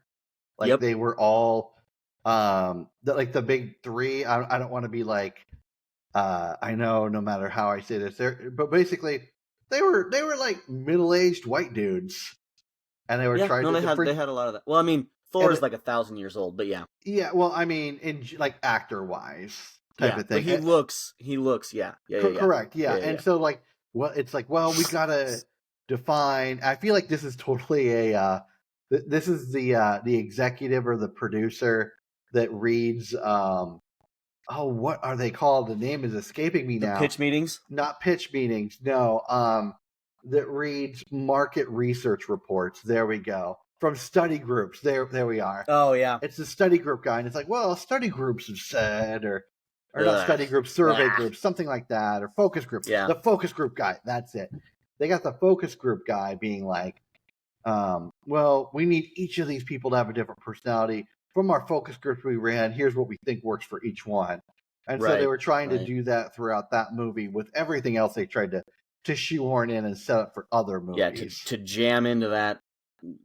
Yeah, into that movie that was supposed to be. It was supposed to be a 2-parter. That's another thing that's not really their fault. But per se. But the reason it wasn't a two-parter is because of Joss Whedon's legal troubles, with the Me Too movement, because he got Me Too'd like 6 times, man, during the filming of that movie. So, and I mean, when you watch any of his movies, it's like, oh yeah, that makes perfect sense. Well, and as I said earlier, this seems like a Joss Whedon common theme. Yeah, no, big time. But anyway, and so kind of moving. So phase 2 was kind of setting things up, as far as like establishing the Infinity Stones and the Gauntlet, and a little bit about Thanos, but not really getting into him. And then moving into phase 3, which is where everything became about Thanos. And there's good and bad with that. They did a pretty good. I will say it's good to have a very huge villain that you're building up. Oh, to. absolutely. It's actually one of the biggest problems they have now. Yeah, and don't. And it's like, and I've said this with I'm going back to World of Warcraft. Their most popular expansion, Wrath of the Lich King. It was Arthas, the Lich King they were building toward. He was well known. He was involved in every step of the game. Yep. And that's why it was so successful. And then after that, they couldn't recreate, like Activision, Blizzard, Microsoft couldn't recreate it. 100%. It's a major. That's just a major issue with stories, And like at that point, your story just needs to end. The end of the MCU. When you lose the focus, and the focus for heroes is always their foil. It's always their villain, And it doesn't have to, like, obviously each individual movie can have their own specific villain, But if you're creating a series like this, you need to have that major foil, and when that's gone, end it. Great example of a movie handling that well, and just a story in general handling that well, is the Lord of the Rings trilogy. The second Sauron's gone, everybody just leaves. They're like, fuck it, we did it. We beat him. Okay, we're good. And that's Let's go to the White Shores. Like, that's where in like elements of not just filmmaking but storytelling, the final conflict has ended. Yeah. And now do it's some like rap. Exactly, and that's what it and is. Leave. The problem with Marvel is that they did the rap and they were like, well, let's just keep going. Just keep going. And I'll get to that in a little bit, and that'll be my closing remarks on this. But here's where it's gonna get ranty, is phase 3. Oh boy, here we go. Mainly because there was a lot of cloak and dagger, and then shadows and mirrors and all that kind of shit going on in the movies. And this is where they started taking things that existed in their own MCU universe and saying, nah, it's stupid now. Couple of examples. Number 1, in The Winter Soldier, Nicholas Fury says, the last time I trusted somebody, I lost an eye. And he's talking about the fact that he lost that one eye. Come to find out in Captain Marvel that it was a fucking alien cat. He trusted. So what you're telling me, Nick Fury, is you have trust issues because an alien cat scratched your eye out? That's where your trust issues came from? I mean, I'd say that's where a lot of my trust issues would happen, would be an alien cat. Was an alien cat scratching your eye out? My therapist Why are you might trusting agree. that cat in the first place? It was a cat. It's an alien cat. Cats are already assholes. Here's the other This thing. one's an alien. Here's the other thing about that too. Like, do we want to get on Captain Marvel yet or no? I'm going to Captain Marvel right now, actually. Oh, that's phase 3. Okay, so I'll mention this before you Captain Marvel it. Sure. Captain Marvel, it was so interesting when it dropped because it was between between Infinity War and Endgame, the final Avengers movies. And everyone was like, and it was just a lot of like emphasis from the studio saying you need to see this to understand what's going to happen in Endgame. And then there was like very little to do with it. Yeah, and there was very little to do with it. But like the nerds, they really ate that up, and it just overall, like, it exploded. It made a lot of money. Being honest, it made a lot of money. And I went and I saw it, and I was just like, this, like, I mean, I didn't enjoy it. It was just kind of flat, and this is about the time I think everyone started noticing like Marvel movies do that thing where the hero and the villain copy paste. Copy paste, yeah. And Captain Marvel made this apparent. However, this happened around, like, when this happened, it also happened when, like, I think it was just like the perfect storm for this. That a lot of nerds like were feeling like they were forced to see this. They went and saw it, and they didn't really enjoy Brie Larson and her acting. It's because she's flat. Yeah, because she's just very flat and monotone. That's her delivery. I'm not here to defend Brie. I'm not here to degrade Brie either. But then all of a sudden, if people didn't like the movie, it came out about, oh, well, you're sexist. And then that became a big thing all of a sudden, because this was like the first hardcore female role in the MCU. And it didn't do well, like, it wasn't well received. And because of that, it just didn't hit the same, man. Yeah. No, and it didn't. And you know, part of it probably had to do with, you know, maybe part of it had to do with Brie. You know, it's possible. I'm not saying that it is. I'm not saying that it isn't.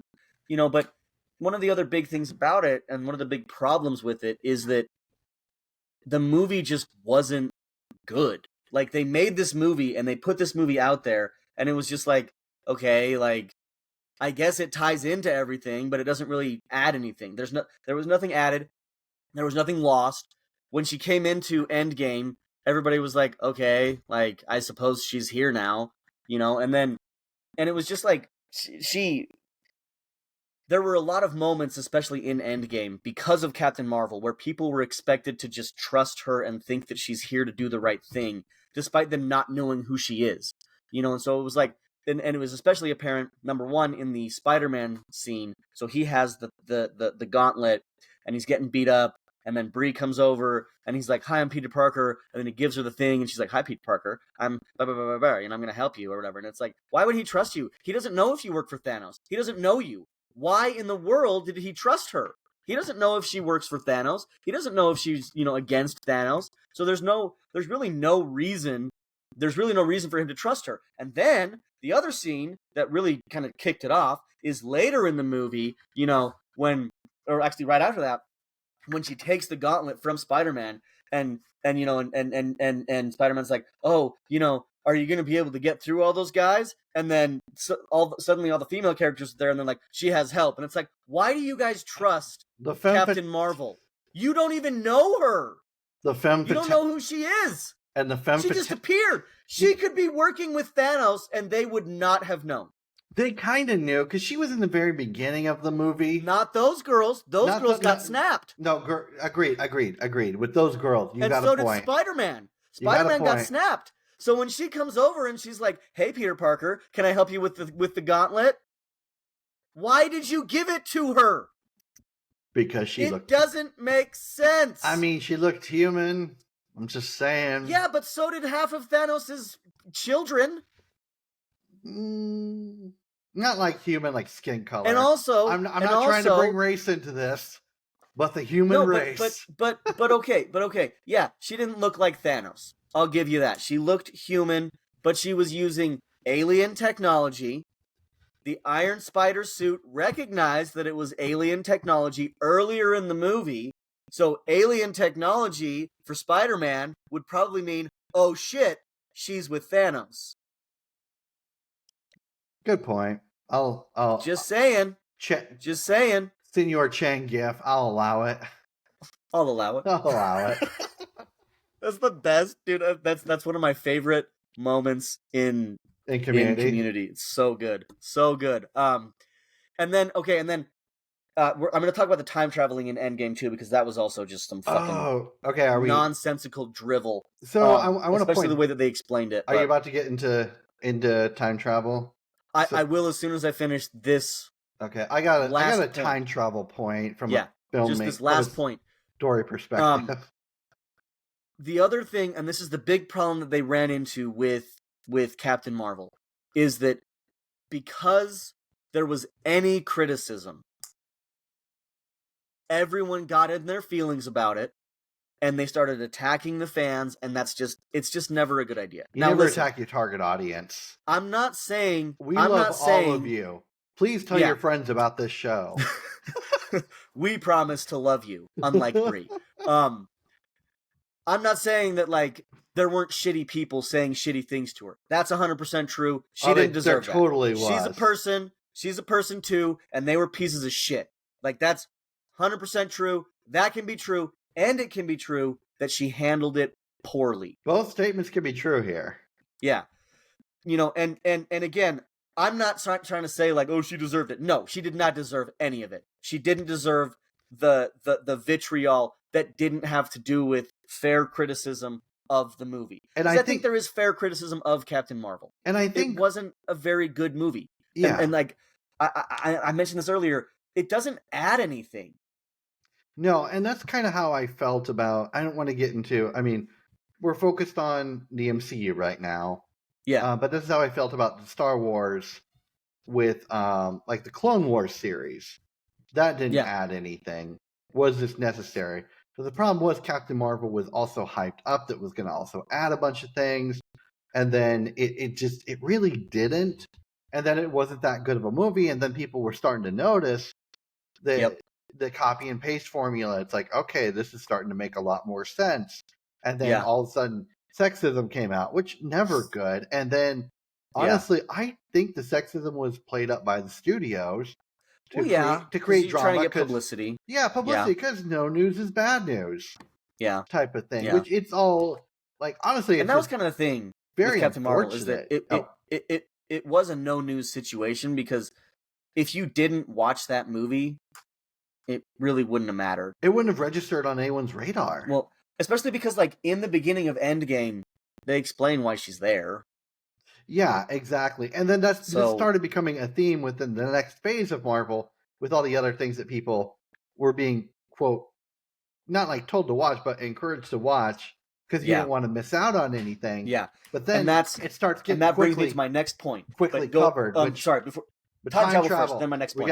We gotta wrap up. Yeah. We gotta wrap up the end game. Time travel, and then I'll wrap up with the decline and why Marvel sucks now. Yeah. Not Marvel, MCU. Why the MCU sucks now. Marvel is fine. The MCU sucks. 1 hour and 45 minutes into Caleb's Marvelous Marvel rant.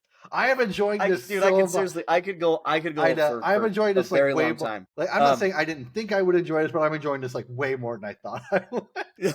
Well, good. I'm glad it's not boring for you. No, but, definitely. Okay, so time travel.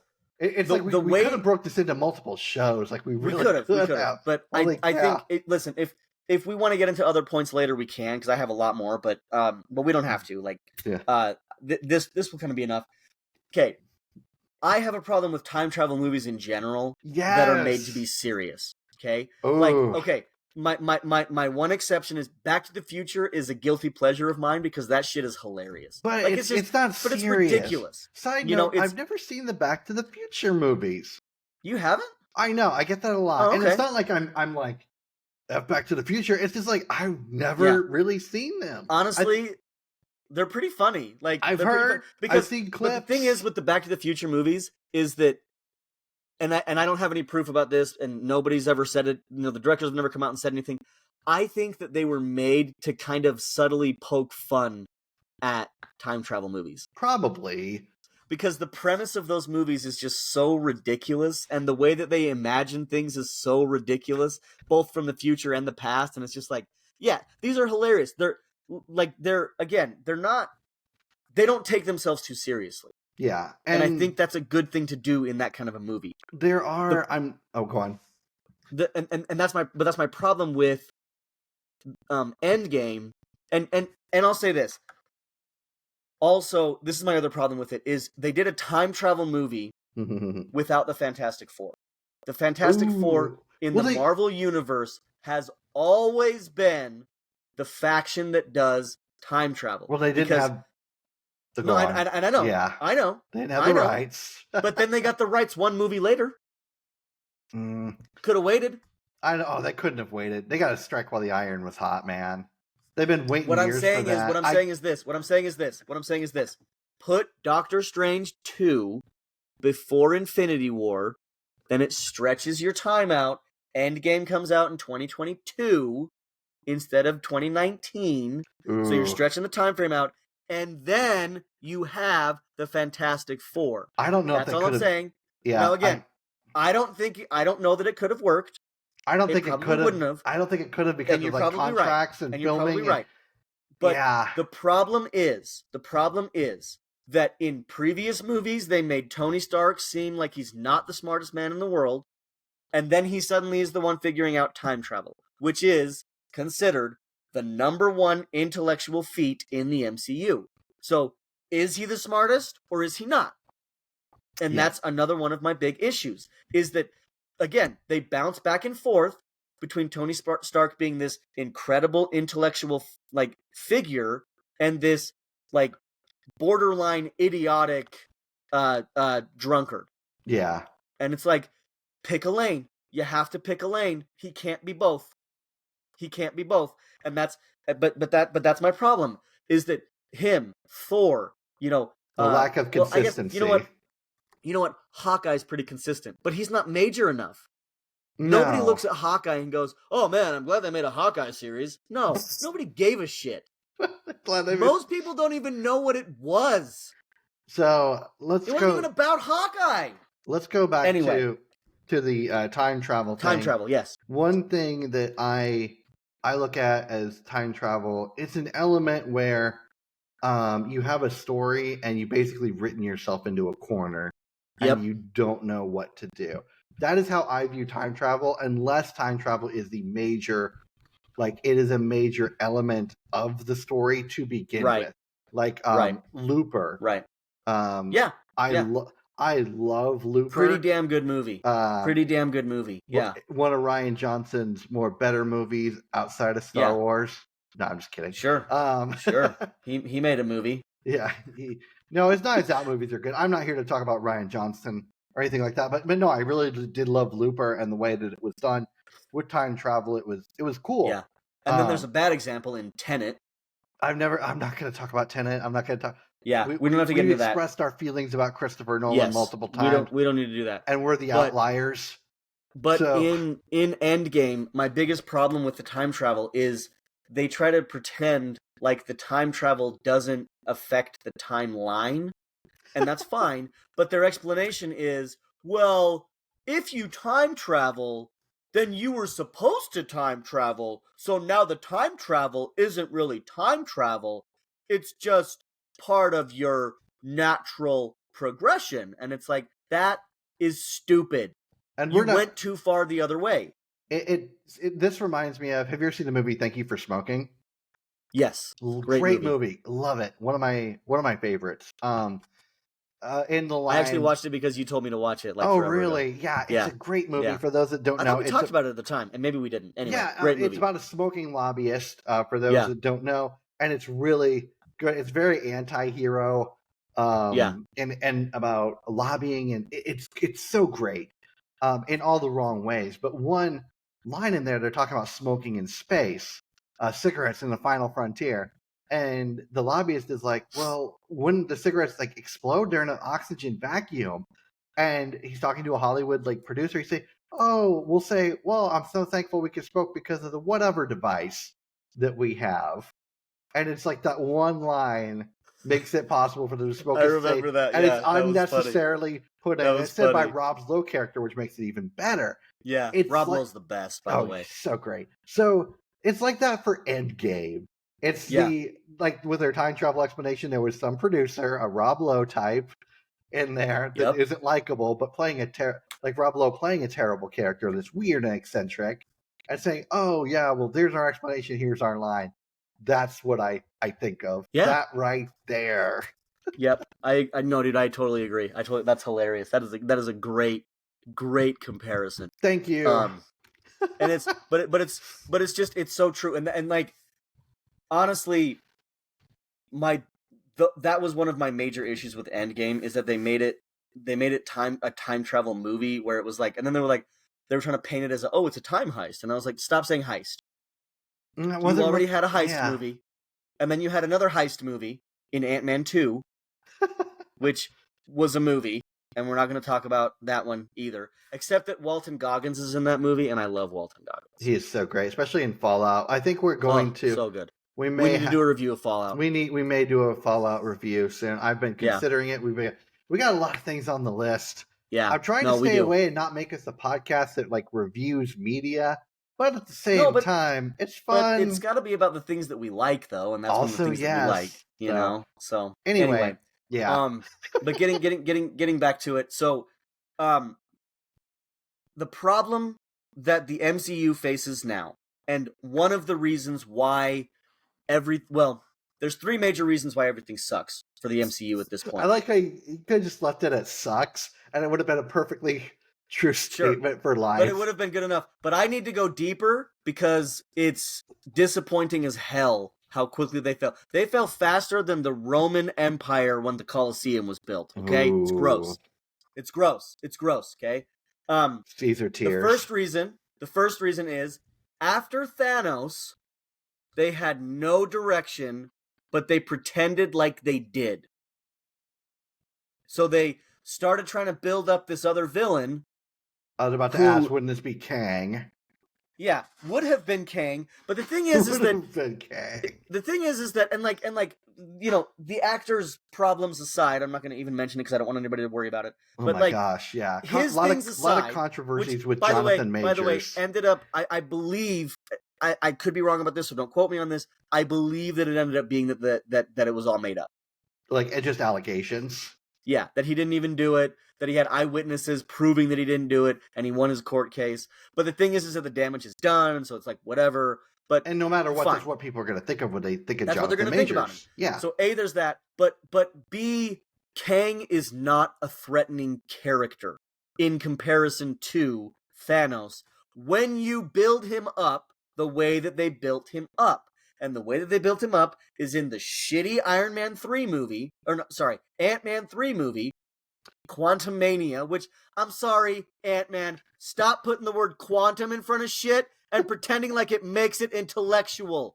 It doesn't. It's stupid. This was about the time. This was about the time I was going to expose Caleb that he saw Ant-Man 3. I did see that movie. But I did much earlier in the episode. But when I found out that Caleb saw Ant-Man 3, he was quite ashamed. And it was incredibly ashamed. It was pretty funny because I was I thought you were done with the MCU, Caleb. And you're like, well, Paul Rudd's in it. It was so perfect. Paul Rudd is in it, Mark. I had to see it. Because he's one of my several man crushes, okay? It's the same thing with Deadpool and Wolverine. Okay, I'll allow it. Yeah, it's Ryan. I love Ryan and his Mint Mobile. It's great. Caleb got me into Mint Mobile. Everyone, hell yeah, it's not a sponsor of this show. No, but should be. Anyway, but yeah. So Kang, the problem with how they built up Kang is that they built him up again, and and it ties into my next point. But they built Kang up as a joke. In Ant-Man 3, he's this giggly little guy who's just like, every time he says something, he's like, and it's the same thing with the way they did him in Loki. They put him in Loki and they put him in Ant-Man 3, and in both cases, they made him a giggly little, like, basically they made him non-threatening. Incredibly non-threatening. They wanted to, I'm sure, make him have a little bit more maniacal of a laugh, and Jonathan Majors just couldn't do it. And it's not his fault because Kang is a serious character. But that brings me to my second point of why they suck now. They Mickey Mouse and Goof Trooped the shit out of the MCU. What a Goof Troop. That is a reference there. That is a reference, baby. That is a reference. That is a reference. But the point is that they made the MCU ever since Endgame. Everything is a joke, with one exception. Guardians of the Galaxy 3 was an emotional hit piece, and it was a pretty good movie, and it made $850 million, and it's because they made a movie that didn't suck. That's all they have to do. So I didn't stop trying to make funny movies when they're not funny. Yeah, I haven't seen Guardians 3, and I'm probably not going to.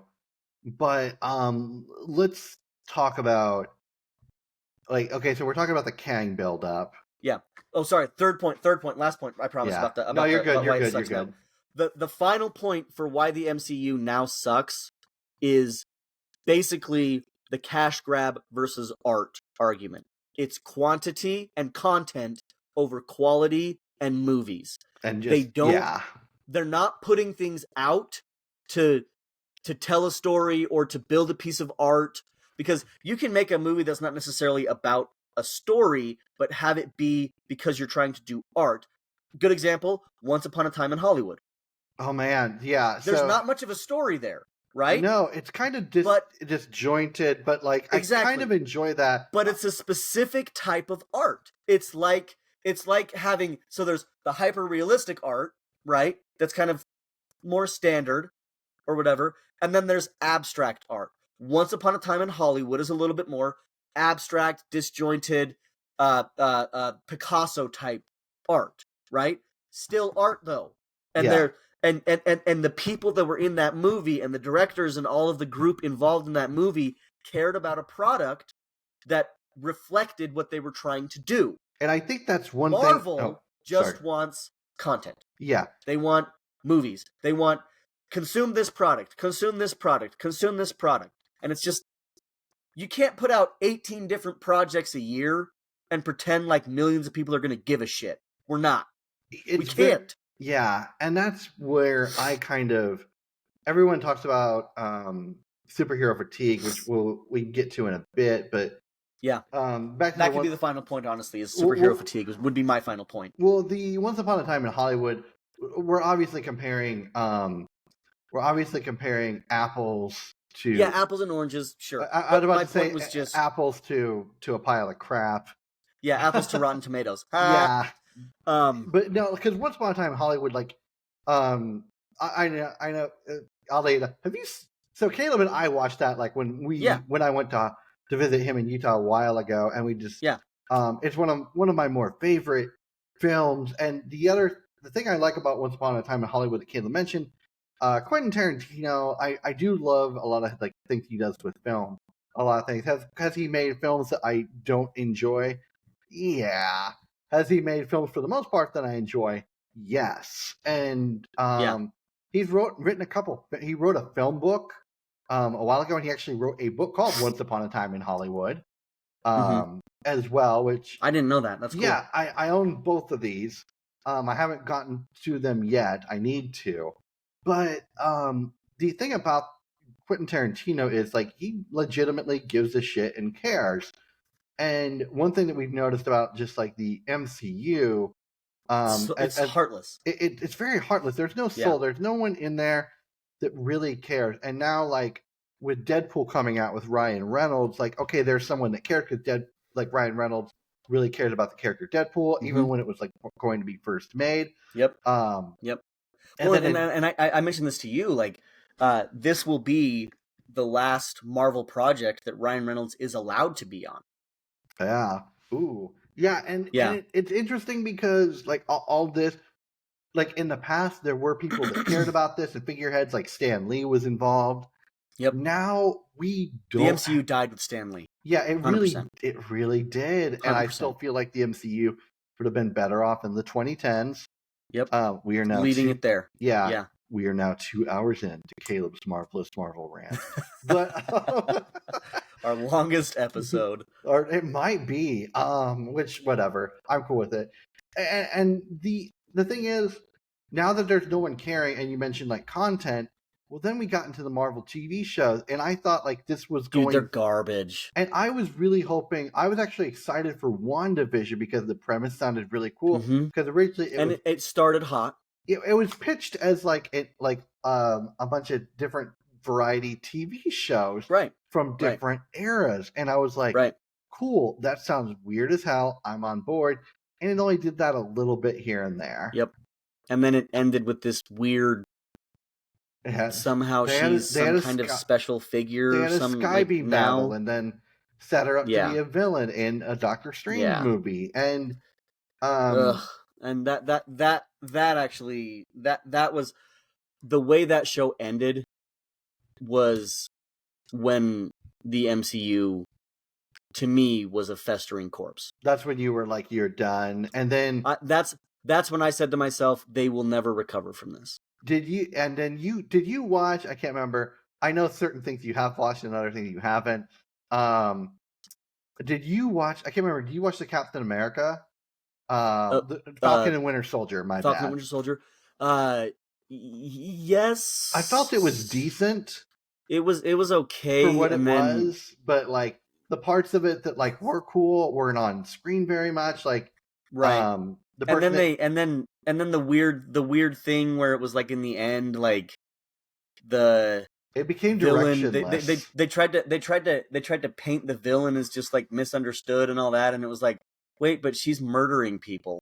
Yeah, I mean, it just like she's straight up killing people instead of going like, and that was the thing, is that they were like, well, she's like, well, I tried to go the proper channels, and I was like, did you? Because like you said that you tried once and then you just gave up and she started killing people. I call that the good old college try. When you try something once, even a good old college try. You do something once twice. And then you fail, and then you're like, "Nah, I'm good." I guess it's not for me. She Van Wildered that shit. She was like, "Well, I tried, and then now I'm just gonna chill." No, I'm just kidding. By chill, I mean kill. So that one, I felt like there were good aspects of it, and there were some okay aspects to it. Another one of the problems that I have with a lot of what they did with some of the Marvel characters is that they just kind of they would overpower them at certain points and then nerf them at other points, and once again it's like the consistency. Yeah, like Winter Soldier being able to fight Captain America, Black Widow, and the Falcon all at once in both Civil War and the Winter Soldier movies, and then having problems with one person, one super soldier who's not Captain America in Falcon and Winter Soldier, was just like a what? Yeah. Why would this give him problems? So there was that came out, and then the other one, this has gotten the most controversy or whatever, and I know Caleb did not see this, is She-Hulk. And so many reasons I didn't see that. She-Hulk, I'm going to issue a public apology right now to Caleb. I didn't know how much he loved Stan Lee, but I said something. It was like, I said it as a joke or something. Oh, you don't need to do this, dude. It's fine. I'm totally doing it because I felt really bad. We were talking about She-Hulk and how bad it was, and I said, "Hey, man," it was something along the lines of, "In Stan Lee's death, now She-Hulk can rise." And I said it's totally a joke, and Caleb came unglued, and I felt bad. So I'm issuing a public apology. Dude, we already talked. It's cool, man. We're chill. I know, but I felt really, really bad. But here's the other thing, too, that I realized, like, not only like from that, is how much She-Hulk in general really upset everybody. Everyone was divided on this show, even people who hadn't seen it. And then I was watching it, and I'm like, this is okay, but it's not great. And it just kept trying to, I think the line is from Family Guy, it insists upon itself. And, and She-Hulk was very meta for no reason. And like, I think it knew that it was going to drum up controversy. And it kind of did like what it was doing with Captain Marvel.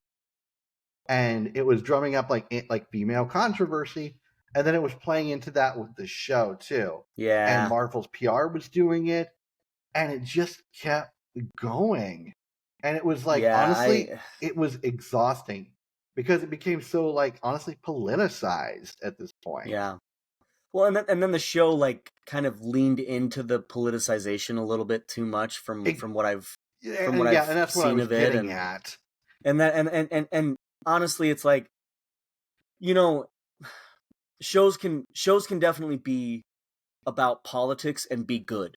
And even superhero movies can be about politics and be good. Good example of that is The Boys on Amazon is fairly political.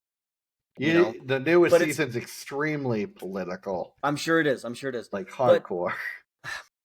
Is it up in your face? Because again, I still haven't seen it. It's up in your face. Damn it! Sorry, man. Because like it's okay. I'm still gonna watch it. But in past seasons, like especially the latest season before season 4, it was pretty damn political, but it was subtle. Yeah, but and I drew feel like it drew real life comparisons, like right, you knew, but plenty like of them. yeah, But you didn't. But it wasn't like this, like, oh, this is definitely who this is, and one of the things that I didn't appreciate about She-Hulk was that they were like, we're out here to upset this particular demographic, and it was about, white males, and it's like, yeah, like, to be honest, I don't really care. Which is I don't odd really because like care. originally in the comic book community, and then like that would be your target audience moving forward. That's who they your entire that's not your entire who they had for years. Yeah. Too, Well, and then who built the MCU with tickets was mostly white dudes. Yeah, honestly, mostly nerds. And now it's like their target audience, and then it's like, hey, screw you. It's like that's just me. No matter like what group it's targeted at, this is the group that was your core audience. Business, now you're like, man. screw them. Yeah. It's kind of like why? It would be like if anime came out and made a show that was like, yeah, you know what? Screw the Asians. It's just really odd that any company would like. It just doesn't make sense. It's like reverse marketing, to be honest. Only with reverse. Generally, with reverse marketing, it's kind of like the it's like the Carl's Jr. thing, back in the day when they were making burgers and they were like, if it doesn't get all over your face, all over the place, it doesn't belong in your face, like that whole thing. Because it's like nobody actually wants to get messy when they eat. Yeah, but the point was we don't skimp on sauces. Yeah, you know what I mean. Like that was kind of the point. And so it's like, but like with this one, it was like, well, if you like comic book movies, you're gonna hate this. The other thing is, as well, it was also one based on a comic book, but two, it's like, okay, who's your target audience? Well, we know who it isn't. We're gonna focus on who it isn't for this, which not it's like Velma. Good. Oh, let's not talk about Velma. Yeah, we don't need to, but it's the same thing. It's the same premise. And it just was so absurd, and it's just generating controversy. So now the MCU, it's just generating. It's not just a content generating machine; it is a controversy generating machine where people just talk about it and they just love to hate on it. Which we have this George R.R. Martin article and quote or whatever that I have here, and this is just great. His quote is, "It used to be fun talking about our favorite books and films and having spirited debates with fans who saw things different." Actually, no, it wasn't George, but whatever.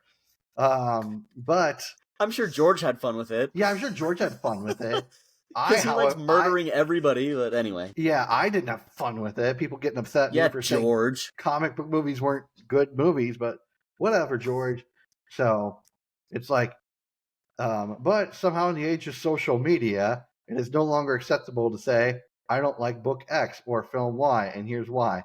George, this was long before social media, pal. Yeah, I got to experience this firsthand in my, quote, lived experience. Dang it.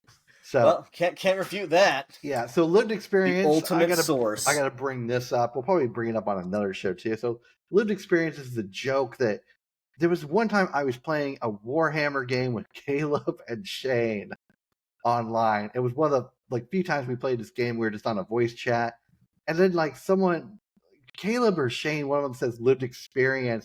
And I'm like, what is this? And it's it's basically just saying that what was the phrase for it? Essentially, it's just that anecdotal evidence is the most important evidence. Which, the other thing about lived experience is, you could just say experience, in my experience. But when people you don't have to say lived experience. Yeah, when people say lived experience, it's because they're trying to sound smart. They're trying to sound smart, but they sound stupid. And funny thing about this too, when I listen to a podcast or something, I hear someone say lived experience. I can no longer validate what they said previously. It just subconsciously, I had it happen today. I was listening to something. I'm like, that sounds good. And they said in my lived experience, I'm like, no, it doesn't. Nope, sorry, buddy. My subconscious just gets rid of it. So the other thing was I never really heard this much either. And I asked Caleb and Shane, I asked them, I'm like, what type of people say this? And then Shane just says stupid people. And then Caleb's like, yeah, stupid people. And I never heard lived experience. But when I would hear it in the wild, which took a year after this, And I let Caleb and Shay know that I saw like a Reddit thread where someone said lived experience. I was like, guys, I finally found it. Yeah. And now you immediately have to look at that person and say, you're probably dumb. Yeah, exactly. And now I heard it on a podcast today. So on general, I hear it like once every 6 months. Anyway, my lived experience, George, this happened with me or whatever, long before social media. And then in addition, also with lived experiences, I got to mention, Caleb and I, when we have arguments in air quotes, because they're not really arguments. It's just, but they are fun. But they are fun. It's just mostly us trolling and being stupid to each other in these chats, and none of us are really taken seriously, or at least I'm not. Caleb may be serious. I don't know. I'm rarely serious in anything. But when either of us, usually this is my strategy. I'm sure Caleb does the same thing. When we're running out of funny things to say, I say, "Well, and it's like, no, lived experience." Yep.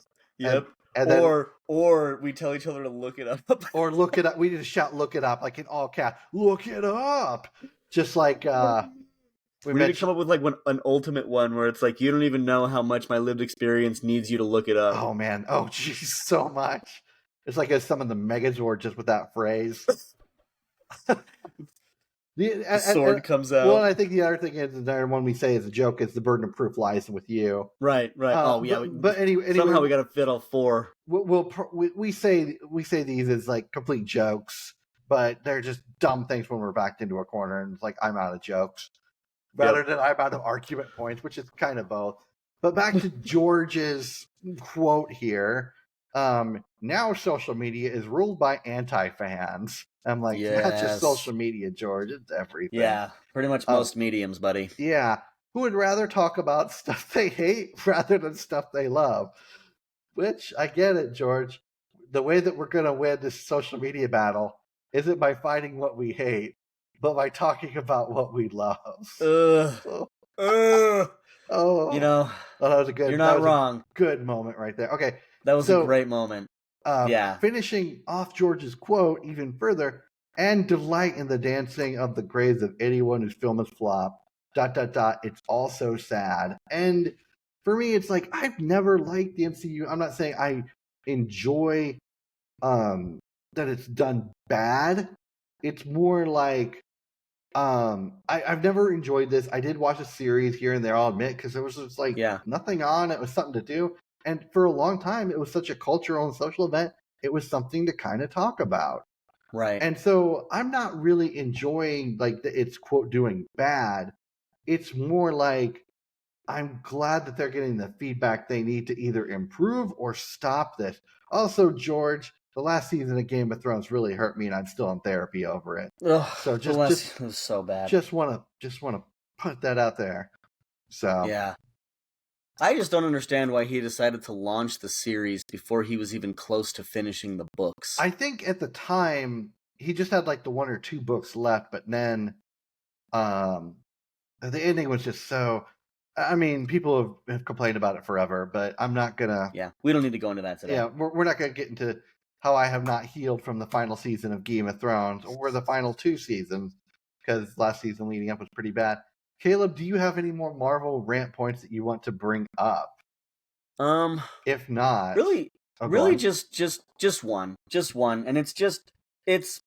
I know no Marvel executive is ever going to see this, but just one suggestion. We have a wide audience. Vast audience, right? Kevin Feige of fans, super fans. If you're listening, Kevin, and I know Stan Lee, bless his soul, is listening. He's not. He's probably like, what the fuck are these guys doing? But if Kevin, damn it, this is sick. While Caleb's regaining his composure, speaking of Stan Lee, when I was at Salt Lake Comic-Con one time, Stan Lee was supposed to make an appearance before he passed away, and he actually like postponed to one other day, and he actually ended up canceling. But I was in line with some super nerds, and one of them had like their kid there, and it's like the super nerd. They was like, "Oh yeah, we're gonna see Stan Lee today, son. We're gonna see him," and he's like. And they like kind of paused for a second, and he just looked like he was about to break down. And he goes, "God, I hope we see him today." Like he's just because he was about to die. I think everybody knew he was about to die. Stan Lee was about to pass away, but also I feel like everything this guy had was kind of built upon like, if I don't see Stan Lee, I'm gonna break down. Yeah, like he was at that point in his life. Hopefully he's okay. Yeah, I hope so. but okay, so my last thing, just a suggestion for Marvel, for the MCU in general, is really the only thing that would bring them back is to just get back to what made you successful in the first place. You know, you don't need to try to reinvent the wheel, and I think that was the problem they ran into, is that they were trying too hard. You know, and it's just write what you know, put something behind it, and then let us all just enjoy it or fairly criticize it. You know, like, because I mean, we don't have time for this, but I could fairly criticize pretty much every single one of the movies in the MCU, even though I enjoyed the vast majority of them. And some of them I might unfairly criticize because I felt at the end like it was a waste of my time. But you know, and I need to get over that. Personally, as a person, I need to get over that, because it's like, yeah, but you made the decision to stay. You know, it's like, okay, yeah, all right. But that's all I would say, is just, you know, the reason it worked with Stan Lee is because he cared. And I'm not saying you guys have to care as much as Stan Lee, but just a little. Someone has to have some fucks to give here. Dude, I mean, it's $1 billion industry, you know? And if you can only care about the money, then find somebody who cares enough about the money to write something that matters. Yeah, and one thing that we will kind of mention here too is like X-Men 97. That's Great been show. like a continuation of the X-Men series from the 90s, the cartoon, and that had some people that cared about it, and it has been phenomenal and well received. So good. And like there's an example right there of something great, well adapted. That's a comic book medium. Absolutely. But it's also it's a cartoon. It's also a cartoon. That's the other thing, is I think the live action comic book things that take themselves too seriously or not seriously enough, honestly just need to probably stop. Comics in my opinion, comics should stay comics or transition to cartoons, because you can be a little bit more fantastical, you can be a little bit more outlandish. It's easier to have that suspension of disbelief.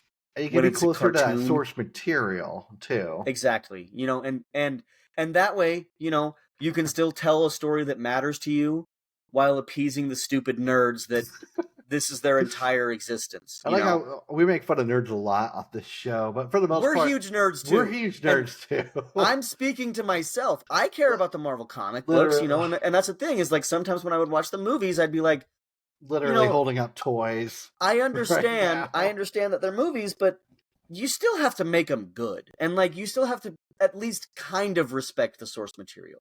I don't need a 1-for-1 shot. You know, it doesn't have to be that way. It doesn't have to be Watchmen. Yeah, but just respect it enough to not shit on the entire legacy of what it is. Yeah, you know, and that's where honestly, like today, Star Wars fans might have a point. Today. Yeah. 5 years ago, not so much. Today, they might have a point. But we can get into that when we talk about Caleb, more. I can't remember. Do you hate or love Star Wars? Or rather, did you hate or love Star Wars? I was relatively indifferent towards Star Wars. Again, like, it's fine. I'm not saying I hate Star Wars, but I certainly do not fall into the camp of, if they mess up this movie, it's going to ruin my life. But I am in the camp of, I like good movies, you know. Makes sense, and that's and I saw a couple Star Wars movies that sucked, and it was just like, okay, I'm glad I watched that. Yeah, and then seeing some of the things that they've kind of done with Star Wars now, honestly, like, and we've talked about this at length before, but exactly, Disney needs to be stopped in a lot of ways. My gosh, yes, and that's something we'll have to probably cover in another episode, to be honest. Like how we'll call it the Big D. Yeah. Damn, that's a good title. I'm gonna have to use that. Okay, well, write it down, dude. We got the Big D in there. The big So B. before we go, everyone, I have this last thing. I prepared a game for Caleb. I have two All right. games for Caleb. Yes. I wanted to do Let's this go. before the Let's show go. is over, just for funsies, and Caleb's gonna hate me for it, but I don't care. It's okay. It's okay. Yeah. So if it's what I think it is, I'm probably gonna fail at some of these. But that's no, okay. you're gonna do fine. So the first game, what I did was I plugged into ChatGPT. I said explain movie premises from me of certain popular movies from the perception of a huge idiot. Like from someone who's really dumb trying to explain it, which is what I experienced from my coworkers a lot, explaining the MCU to me. Not my current coworkers, mind you, but past ones I've had that I'd be like, yeah, I have no interest in seeing this. And they'd be like, oh, well, it has this. Similar to how I talked about with the Agents of S.H.I.E.L.D. Earlier. Yeah. So this is, Caleb, is this an MCU premise or a random movie premise? And I only got 3 of these. And then I have another game for you that's more lightning round, really a lot more quicker. Okay. So first one. All right. So there's this dude with a hammer fetish who gets knocked out of his glittery space palace by his old man for being a jerk. He crashes on Earth, meets a scientist lady who somehow finds out his whole I'm a god thing charming instead of kind of nuts. And they bond over bad diner food. Meanwhile, his whiny brother and serious eyeliner addiction decides it's his turn. That's good. Decides it's his turn to play God, and they all end up fighting a giant tin can in the desert. And the hammer guy learns to not be such a tool. The end. That's Thor 1. That's Thor 1. Caleb's favorite of the Thor movies. Okay. It's because it's the only one that's not shitty, but anyway. Okay, next one. It doesn't have great competition. We'll just put it that way. That's how I looked at it too when we were talking about. Okay, next one. So a bunch of superheroes who have way too much time on their hands start arguing whether they need babysitters after accidentally blowing stuff up one too many times. The guy in spandex and the guy in the middle of the suit can't agree. So they drag their superpowered buddies into a massive playground fight at an airport. They throw punches, they make witty quips, and somehow no one important dies.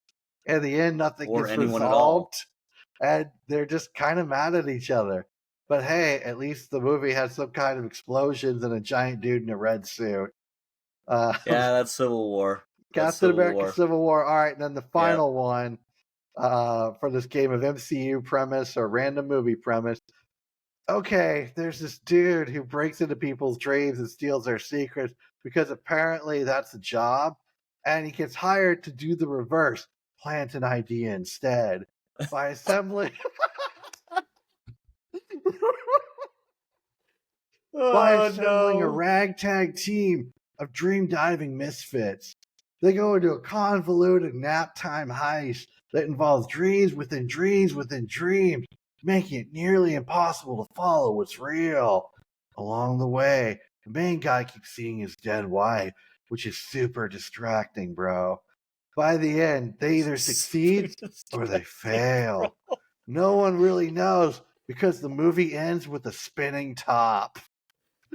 Oh my gosh. Most overrated movie of all time, Inception. That is Inception, which is not an MCU movie, which this is a movie that I had hyped up by me, for me by stupid people when I lived in Provo, Utah. I think when I was getting my hair cut once, a Provo hair school girl working in a beauty salon who would upgrade her life was talking to me about how great Inception was.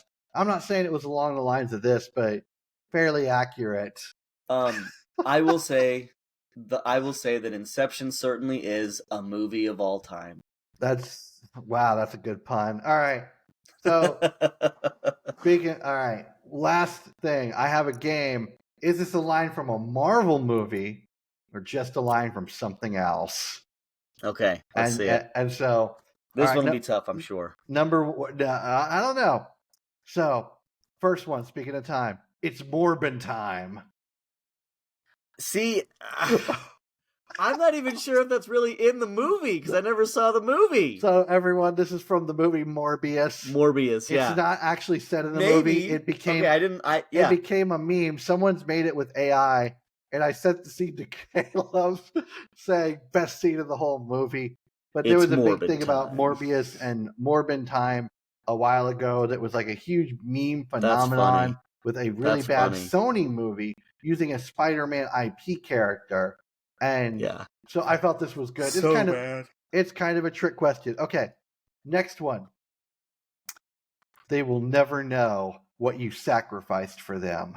Oh, gall. Yeah, that's from a Marvel IP. It is, the from final episode of WandaVision. It is. Oh, damn, you are good. You're actually pretty it's good. Monica Rambeau says the line. Yep, you got it.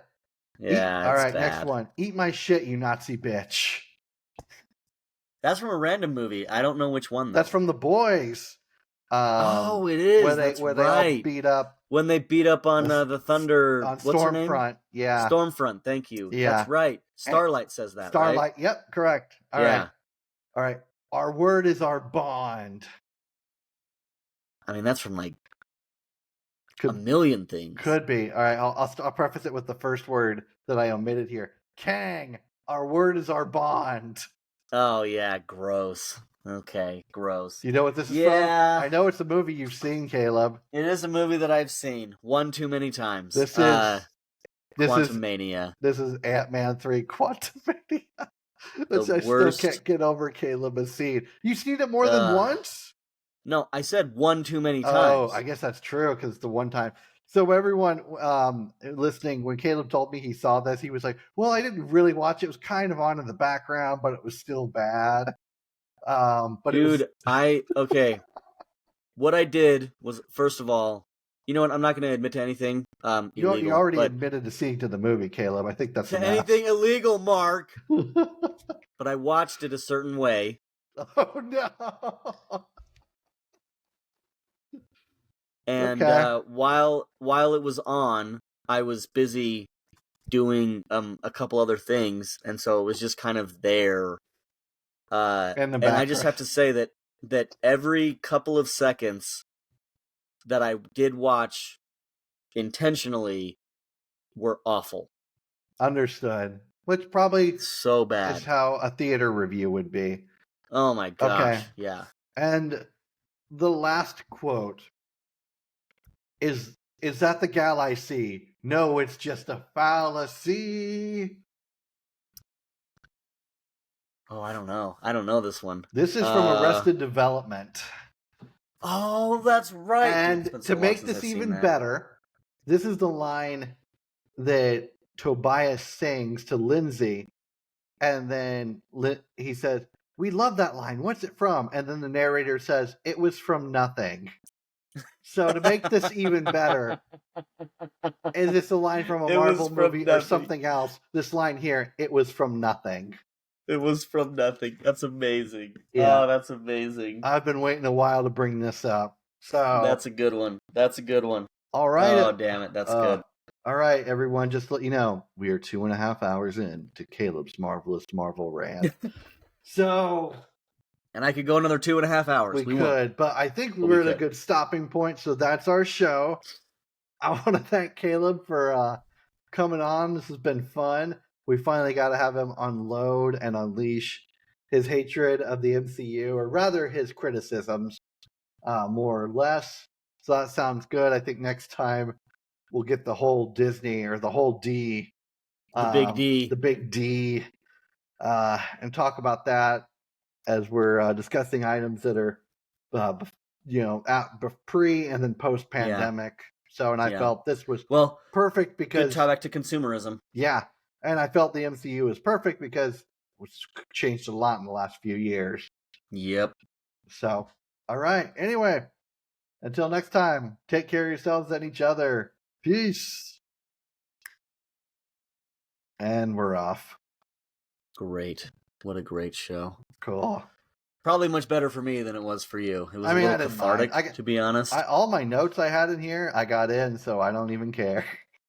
Yeah, no, it was, yeah. I got like close to half of my total notes. But again, it's like, it's kind of impossible to get it all. Or it would have been impossible for me to get everything in there. because it's such a broad subject. Well, it's such a broad subject, and then on top of it, it's not just that it's comic book movies, in general. It's the rise and fall was so stark. Like it really it needs to be studied someday by somebody who cares even more than I do. It'll probably be How studied they as went film business film theory, yeah, maybe film business history but at just a state how university. They could rise. They had a meteoric rise to success. Like anybody can meteoric. Like it was crazy. And then it was like they dipped a teensy bit and then shot right back up, obviously, with Endgame and all that. And then it was just like immediately into the dirt the second that Disney decided we just need more content. Yeah. They basically turned on that Kylo Ren gif more over and over and over again. Do you remember, because content became like the thing during like the mid 2010s, I'd say, is like when content became like the thing. Gross. Yeah. But do you remember webisodes? I do remember webisodes, yeah. Which is really interesting. Like low production episodes of things. And this was a big thing for AMC back in the day. Like they did them for Breaking Bad and like weird subplots that didn't make any sense. Like some stuff where Walter White's interacting with Badger. And then The Walking Dead did a lot of webisodes. Which to me, it's kind of like with Disney and the streaming now. Yeah. It's basically they basically took webisodes and made it a big like, and they gave it like more production and made them longer. Yeah. Like that's how I kind of feel about a lot of this. Yeah, I agree, and it's just and I'll be honest, like it would have upset me more if it had happened earlier. Oh. As in like not just the quality dip, but just the fact that and the She-Hulk thing is obviously its own thing, but even before She-Hulk there was plenty of like basically kind of disrespect towards the source material, and it's like, and I'm not saying like everybody should respect it because it's a fake universe and I get it, but if you're trying to make money off of something, you should probably respect it a little bit. Yeah, it's like, well, it's the source material that you're trying to replicate and then create, like recreate and adapt. Right.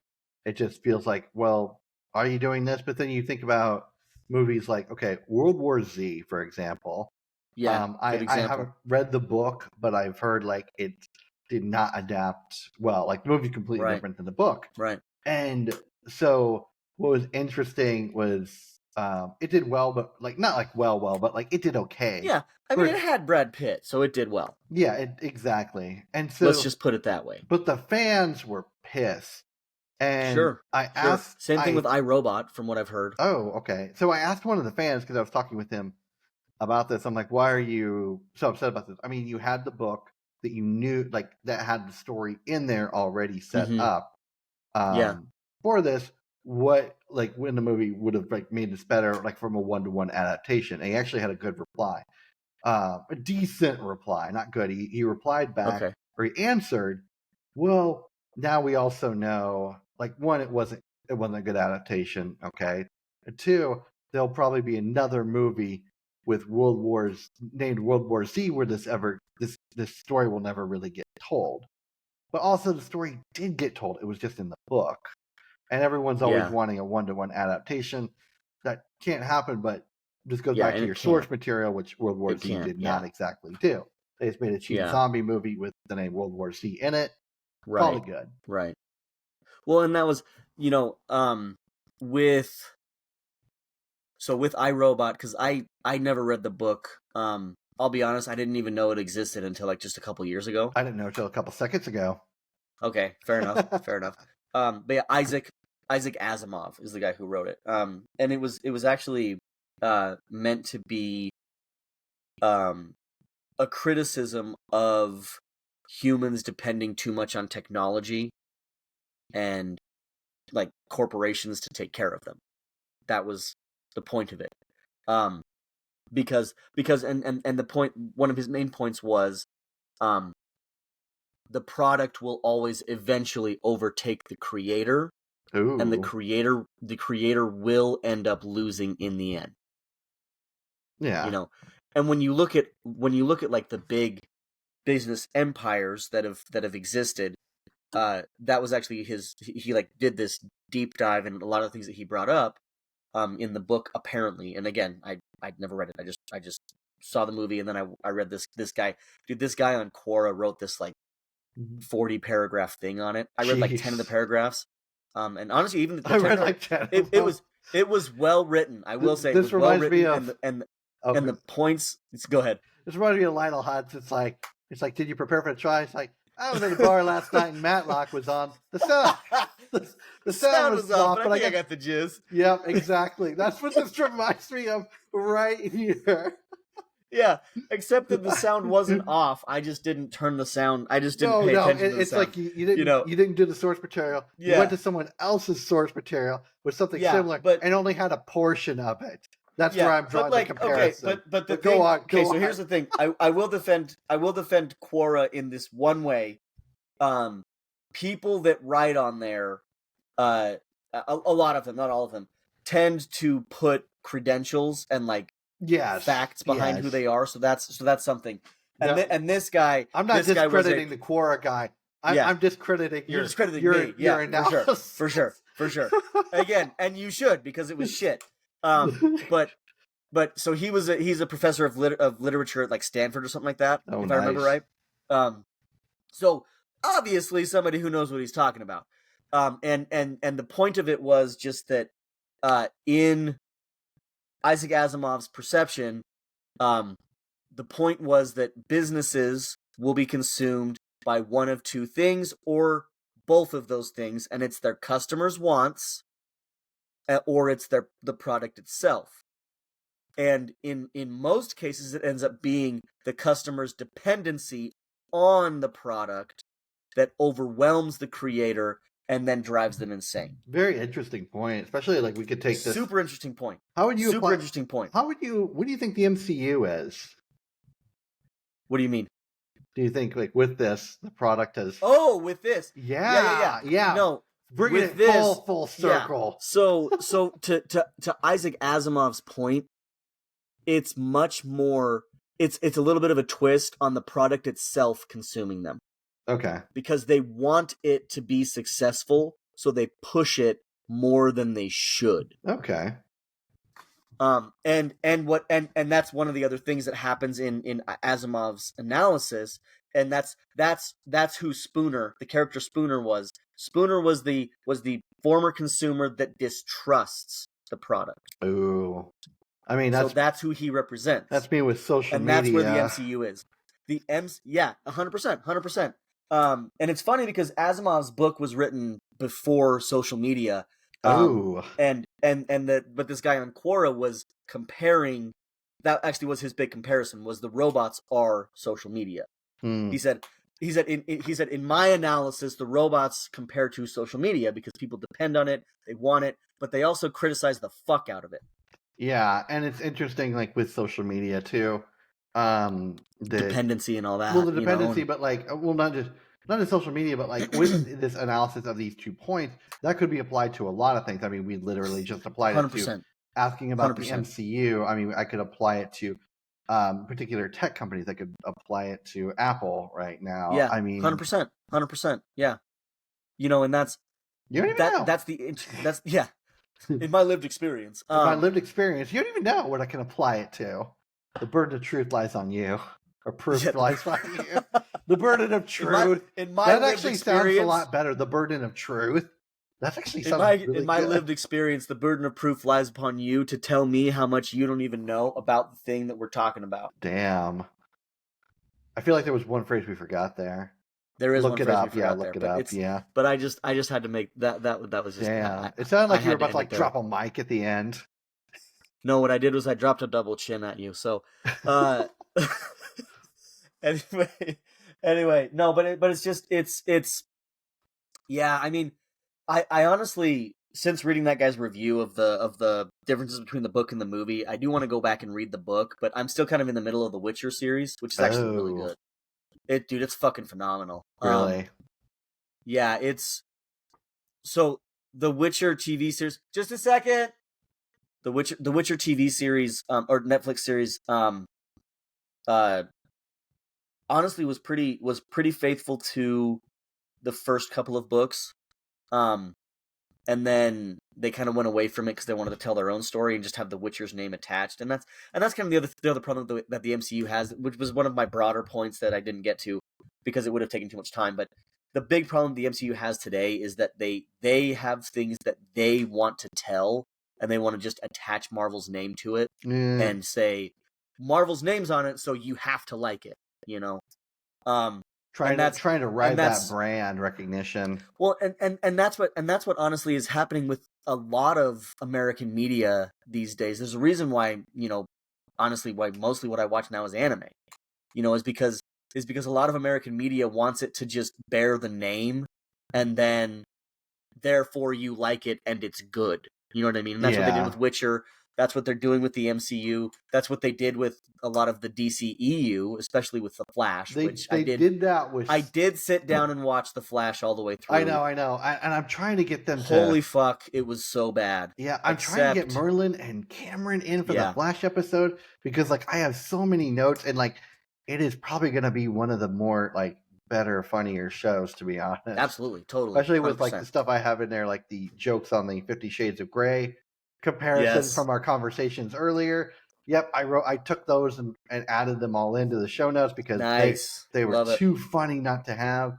But I just can't get them. I'll try to pull them into a chat and see what we can do. Throw it down, yeah. I'd be happy to. But anyway, so that's kind of the thing is and honestly I thought the criticism and the analysis that Asimov was trying to kind of paint out was actually really apt. It was very good, and especially once again where it's the point. His main point was that it wasn't necessarily that Spooner was right, and it wasn't necessarily that the robots were right. It's that you need to find a middle ground between consumption, your own personal action, and paranoia, essentially.